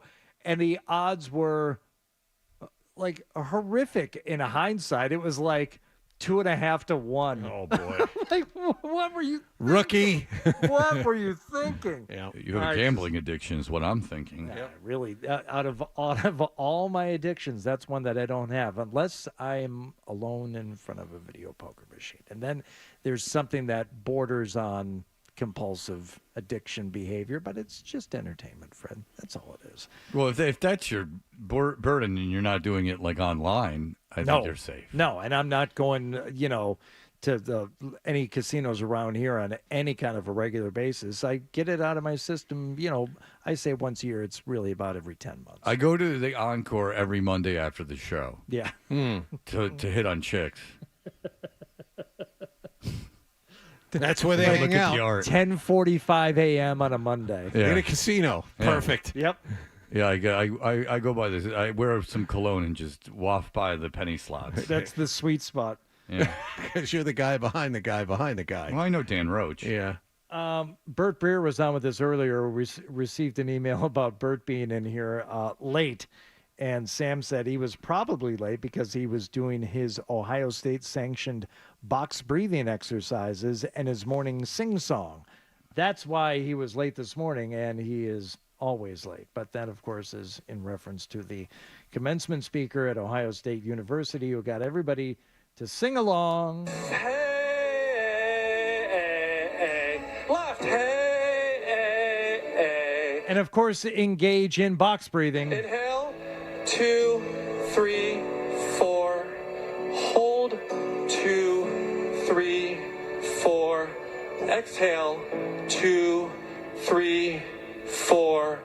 Hold, 2, 3, 4. The great news about box breathing is that if you are having like a panic attack or anxiety, it stops it immediately. Does it work every single time? Oh, sure. It's used by the Navy SEALs. It's also used by pre-kindergarten classes. My hairdresser lamented to me. I'm not joking. Box breath is something I believe, if it wasn't pre-kindergarten, it was certainly right in that wheelhouse. They taught my kids box breathing. And it's not like they were in, the Allen Ginsberg School of Meditation. They were they were at a place with a ball pit. Right. Nick actually was there. They let him in. The Gymboree. Can I just make note of something here, Fred? And I don't mean to embarrass you or necessarily encourage or discourage it in any way, but there has been a change in email communication regarding this show. Fred Toucher has been replying to emails at a furious pace lately. Well, there's a topic of interest. Listener emails from multiple listeners on multiple subject matter, and I find myself CC'd on these quite often. I reply all of a whole bunch of them. You have been. This has been going on for a few days now. What's gotten into you? I have not been going on social media very much, and I appreciate people that email more, and I realized that I wasn't responding. And so I was, I'm like, if I'm just going to look at stuff, I might as well respond to it. Well, I think it's very nice. I like the engagement, not only with listener emails, but it's a chance for me to kind of touch base with you remotely throughout the day. Yeah, you can always just shoot me a call, and we can hash it out, buddy. We're doing that anyway, but it's not. These are surprises. That's just a little surprise might pop up in my inbox. My suggestion for you is to save up every text I ever sent you, and then just hand them over periodically to management. Unnecessary. Well, it's unnecessary. It's a good career move. Hey, Paul says, wouldn't Megan? You'd be pissed too. Wouldn't Megan Fox have been the hottest wouldn't Megan Fox have been the hottest SNL host of all time, or was I just mesmerized as a young teen? Yours, son, your sweet bitch. The reason I'm reading this is it's interesting is that Megan Fox is presented as this like incredibly, like astronomically otherworldly beautiful woman, and I have never felt that way. Now, is Megan Fox a beautiful woman? There is no question about it.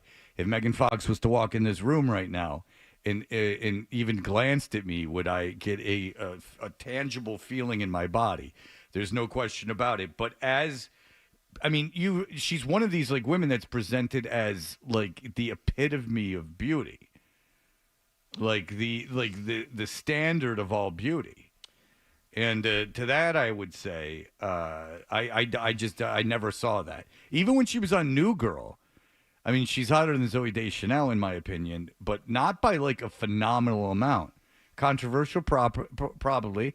Is it because Zooey Deschanel got married in Scotland to one of the Property Brothers? Perhaps.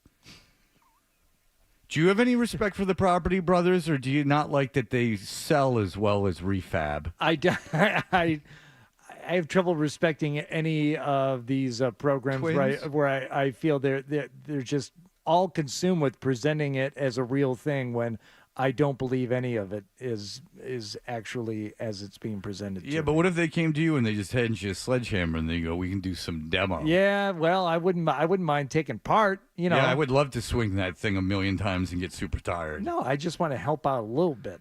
But I don't find anything cathartic about breaking things. Your thoughts?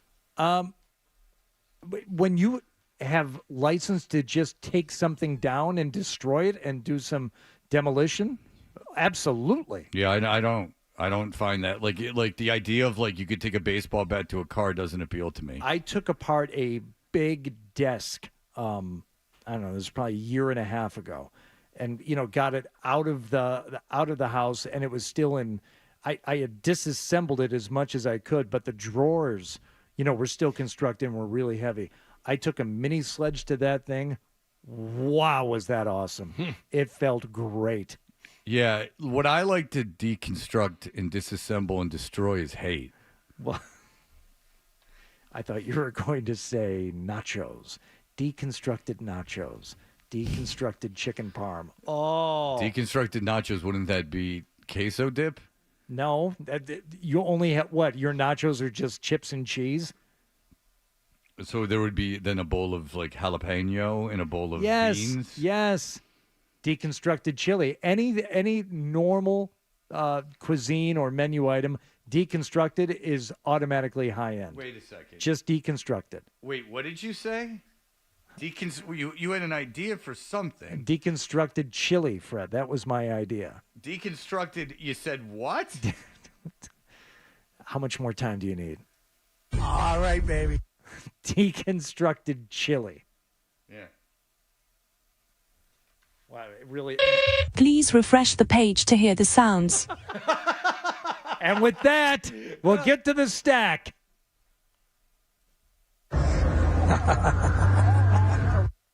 You are lightning fast on that chili, guys. Please refresh the page to hear. You're so good on that. Follow chili, directions, damn it. The chili guy soundboard. Please refresh. I'm begging you. Don't worry, I think that. Dan, take control. Do something. Take the money out and we'll do the right thing. Please refresh the page to hear the sound. I don't need to sit here. How would you love to meet a Dallas Cowboy line? How would you like to meet a Dallas Cowboy line? That's still. All right. Okay, we'll be back with it's a sponsored stack, so please put some effort into it this time. You know I will. All right, we'll be back. Here are the headlines.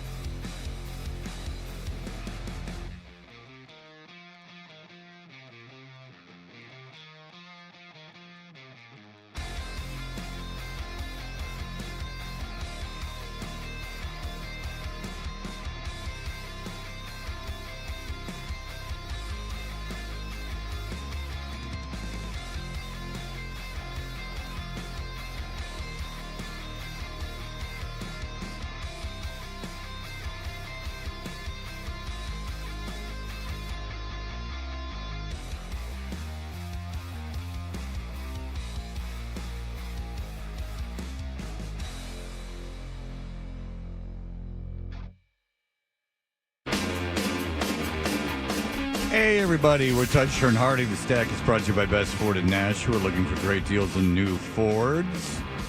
Go to the Best Forders. That's Best Ford in Nashua. Head to the Best Ford, bestfordnh.com. And as always, we're brought to you by FanDuel Sportsbook. Make every moment more with FanDuel. The Dallas Mavericks got a win last night, and Luka Doncic, who was in the middle of his post-game presser after the 119-110 win over Oklahoma That's not City, me. that tied the series at one game That is me. each. Something happened in the middle of Luka's press conference. We were open shots, so just our sharing the ball and our energy was great. What do you think?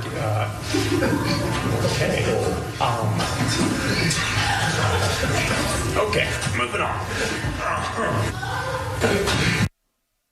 That is the sound of a woman moaning, and What is that sound? I've never heard it. Ecstasy. We were open shots, so just our sharing the ball and our energy was great. I don't get it. What's going on? Well, let me explain it to you, friend. I don't. Yeah, Dan just said in my ear. No, it's at the press conference at the arena. No, that I understood. My point is, I've never heard a woman make these noises before. I would like to believe it was somebody in the room with a high-quality iPad or laptop, and some video popped up with a video that they were watching at some point that refreshed and started playing again.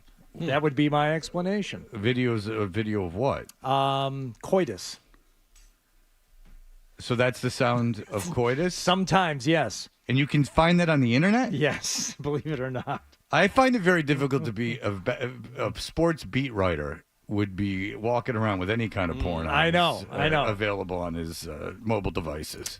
Another story from the NBA that I believe Wallach has touched on, but we haven't really discussed here, is that Glenn Big Baby Davis sentenced yesterday to 40 months in federal prison for a brilliant scheme to defraud the NBA insurance plan for players. He and others were found guilty or pled guilty, whatever. $5 million was part of the scam. They submitted fictitious dental and medical claims to the NBA players' health and benefit welfare plan. A jury found Davis and his former Detroit Pistons guard Will Bynum guilty in November. So Big Baby can have 3 years of supervised release after he serves his term. Yeah. It's 3.5 years in jail and then 3 more years of supervised release. This isn't a slap on the wrist. But how long do you think he's really going in for? Not that it's pleasant to do any time, but would you imagine a year, probably 13 months, 14 maybe months? a year, but he's got to pay back $80,000 in restitution. And I mean, do you think he has $80,000 at this point? This is the point. If you're doing all this to get money out of the insurance, I don't think he's in any position to be imprisoned and out of work, because Lord knows he was, had all kinds of things going on. That's right. That video of him in the private plane that was too small for him will never be not funny. Didn't Joe Murray, maybe last week, just do an appearance with Glenn Davis? Somebody said that online, that they did something at the Kowloon, like a watch party. Yeah, I think they did. I think they might have done a Celtics watch party with Glenn Davis. I know that when he was going to do stand-up, there was all these machinations to get him in, and I'm like, there's no way he's showing up. He couldn't leave the state of California at that point, if I remember correctly. Yeah, I'm like, you realize he's not coming here. That I don't think Glenn Davis is running errands this early in the morning. That on a good night's sleep. Yeah, right. Any errand that he's running at this time of morning is out of desperation. So we were not going to be seeing Glenn Davis for a while. Let me ask you this. What sounds like the more nightmarish travel? Traveling on Spirit Airlines or any kind of a cruise? Which would you choose between those two? I don't mind cruises. I don't think I'd go on one again now that I don't drink, but I don't mind them. What if your cruise ship... I've done both. What if your cruise ship arrived in New York Harbor with a dead whale pinned to its bow?